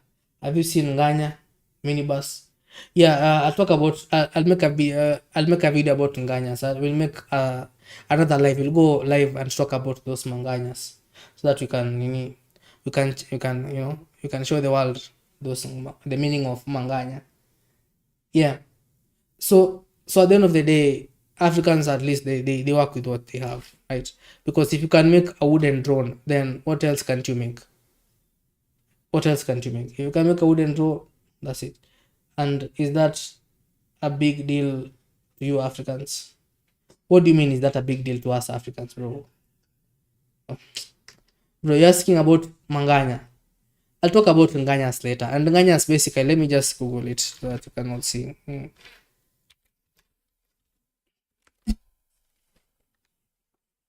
This is what my brothers mean when they talk about nganyas. This is a nganya. Nganya is basically a minibus that has been pimped out to the maximum. It's basically a minibus that has been pimped out. Just look at this thing, man. And this is a culture in Nairobi, right? And I'm from Nairobi myself. These things are moving, uh, moving discourse.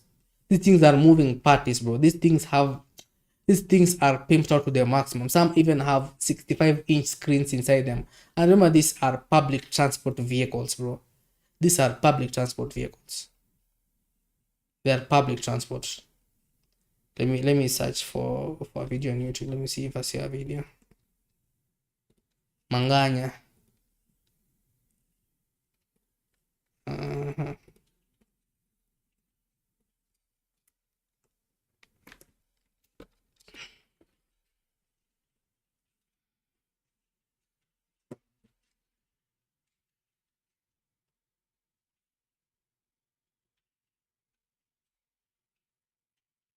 Oh, you'd like to ride on one of these? Visit Kenya, bro. Visit Kenya. Yeah, go get the money and come to Kenya, bro. You'll visit this like crazy, bro. Let me change the quality. Just look at this, man. This is supposed to be a public transport vehicle. This deserves its own life. I need to do a live about these vehicles alone, bro. I just need to do a live about Manganya alone. Just look at these vehicles, bro. These are supposed to be a public transport. Look at this. It looks like a Ferrari or something. Yeah, let's look at it. And the touts are crazy, but these people can fight you. Road rage with this vehicle is crazy. When it comes to road rage, you don't mess with these people. So those of you asking about Manganya, I'll make a live about them. I'll do a live about them probably next week, but or something. Yeah. But basically they're just these pimped out public vehicles. I'm sure something like this won't be practical in the Western world, right? But in a country like Kenya, it's heavily accepted, and it will never make sense to me. Why? Because making a vehicle like this, when you look, I've done my research about these vehicles, and the thing about these vehicles is that their return over investment is it's a very risky business. When the owners of these vehicles, they use a lot of money to make them, right? They use a lot of money to make them. Yeah, they use a lot of money to make them, but I don't think I don't think they are a very wise investment. But hey, this is Africa. Yeah, and they are very fun public transport vehicles to ride in. So when I do a live about them, we will go through them, we will talk about their interiors, their drivers, because just look, the driver is supposed to see through this whole tint and that small spacing, right? And mind you, these things carry up to 50 people. They carry up to 50 people, but the driver, this is his view, bro. This is his view, bro. This is Africa, man. This is Kenya, right? What do you think? Do you think these cars will be? Do you think I should do a live about these vehicles? Do you think I should talk about them? Because yeah, they're very interesting. They're very interesting, right? I'm saying W, okay. I'm seeing people are interested with them. Okay. But the thing about this, because I don't. But if they were that lucrative, then why wouldn't? Then why don't Western countries use this? Eh? Lapping for cash. Why doesn't? Will this thing be accepted in your country? Will you accept such vehicles for public transportation? Will you accept them? Because I don't think I've seen this in any other country, bro. I don't think I've seen. I think I've only seen this in Kenya. right? In Kenya and maybe some Indians. We do have Indians who also pimp their vehicles, but in a country like Kenya, which is the third world country, these things, bro, they are a culture. They are a culture, bro, and they create a lot of job opportunities. Just look at the way it's drawn, bro. Hey, because this, hey, it's heavily pimped. No, and not the people on them either. So it wouldn't be accepted, and people wouldn't ride on them. What? Okay, okay, okay, it's okay because if we're talking about things like safety, these vehicles are not about safety. These vehicles are basically about entertainment. They're basically there to entertain their passengers. The drivers, the touts, they're not there to for your safety, bro. They don't care. They just want to entertain you so that you give them money, your money. They take you to wherever you go, get out, give them your money, and that's it. Yeah. This because they don't emphasize with safety at all. Because if you see the interiors of these vehicles are some have very big screens. So how is a screen supposed to help you? Let's look at this. Just look at this screen, bro. Just look at these screens. Let's look at all those screens, man. Like if there was ever an accident and someone crashed on these screens, I don't think they would survive, bro. So these vehicles are not about safety, they're just about entertainment. Right? They're just about entertainment. And that's why I think many countries don't accept these vehicles. Because yeah, a vehicle should be about safety, not just entertaining. Just, hey, have you seen those speakers? Hey, those speakers. Just imagine the bass on that thing, man. The bass. Yeah, see it. But this thing looks like a club, bro. A club on wheels. Hmm? Bro, these are screens on the seat, man, and these are like 24 inches, right? These are like 24-inch screens because two people. Yeah, it's like is it 32 inches or 24 inches? What do you think? I think they are like 24 inches screens on the back of a seat, man. How many screens are these? And there's a main screen at the center. It even has some LED. Bro, wow. I think this is Africa's innovation at its best. This is Africa innovations and innovation at its best. Anyway, guys, do you have any question about car inventors in Africa? If you have any question about them, please feel free to trust them on the chat. But this is not an African. It's not an African invention. This is just a culture. We call it a culture in Kenya. We call it a culture because people in Kenya we love being entertained on the road. Sometimes you don't care even if you get to a destination. As long as entertainment is there, that is one of the most important aspects to us, especially Kenyans. Me being guilty of it, we just love being entertained on the road. That's a thing that I'm also very guilty of. Kenyans, you are overdoing it. Yep, they're overdoing it. Yeah, they're overdoing it, man, and I don't think they're sorry about it.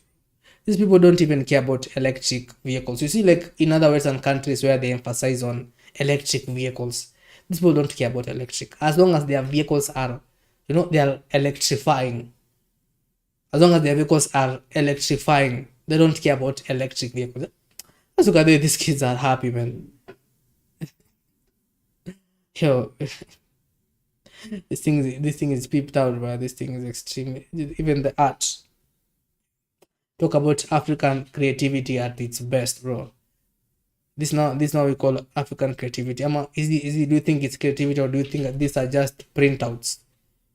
Do they look like printouts or does it look like someone drew them like like spray painted them? Hmm? Uh, Even the lights there. Have you ever seen a minibus with touch lights? Yeah. Well, welcome to Africa, bro. Even if the people it's a third world country, people are still finding. Even if it's a third world continent, people are still they're still finding ways to entertain themselves on the road without caring about their safety. It's a print. Yeah, totally. It looks like a print. Totally looks like a print. Yeah, you can't. Yeah, you can't draw these things, man. This can't be spray paint. It's definitely a print.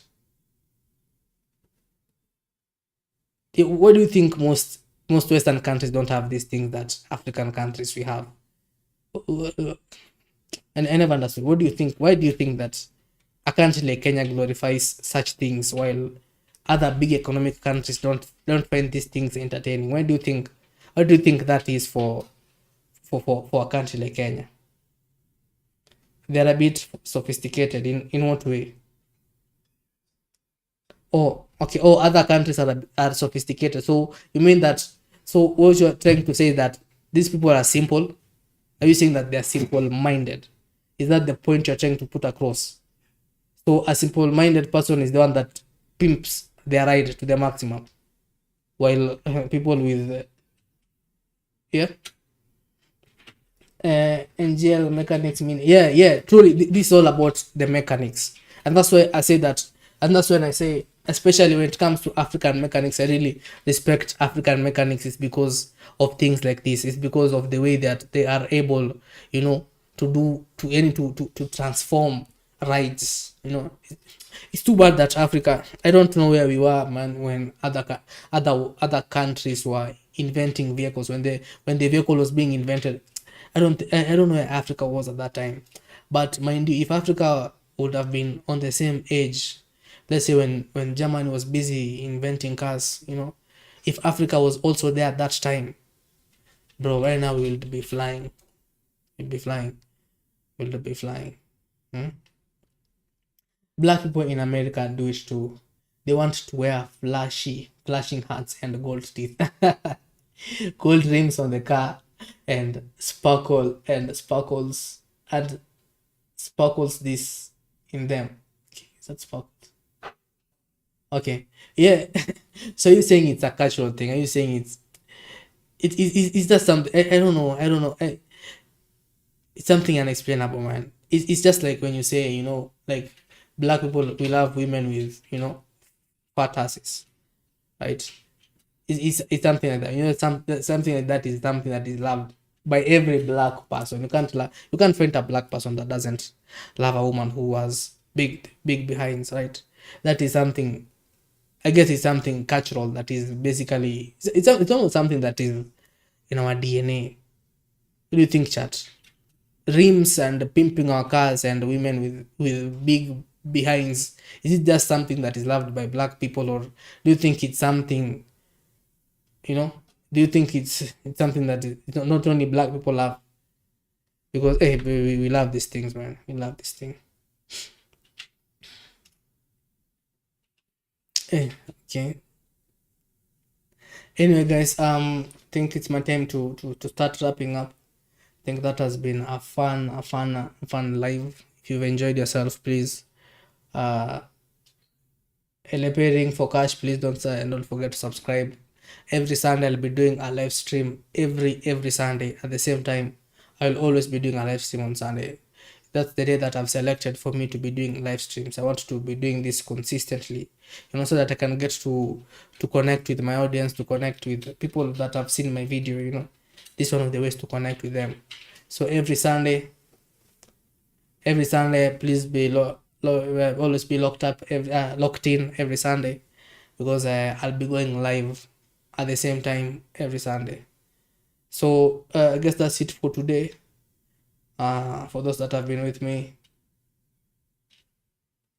you are a nice guy, and good luck, my friend. Thank you so much. LAP, L, LAPing, LAPing for cash. Thank you so much, bro. Okay, thank you so much for all the good lucks, bro. My friends, thank you so much. I always appreciate talking to you, man. And I'm getting to enjoy this live stream thing, bro. Not just making videos, I'm also liking this about doing the live streams, but I think it's very interesting. Yeah. So anyway, it's been fun, and I'll see you on the next one. Peace. I'll see you next Sunday. Next Sunday, same time, same place. I'll be here, stream for 2 to 3 hours every Sunday. See you then.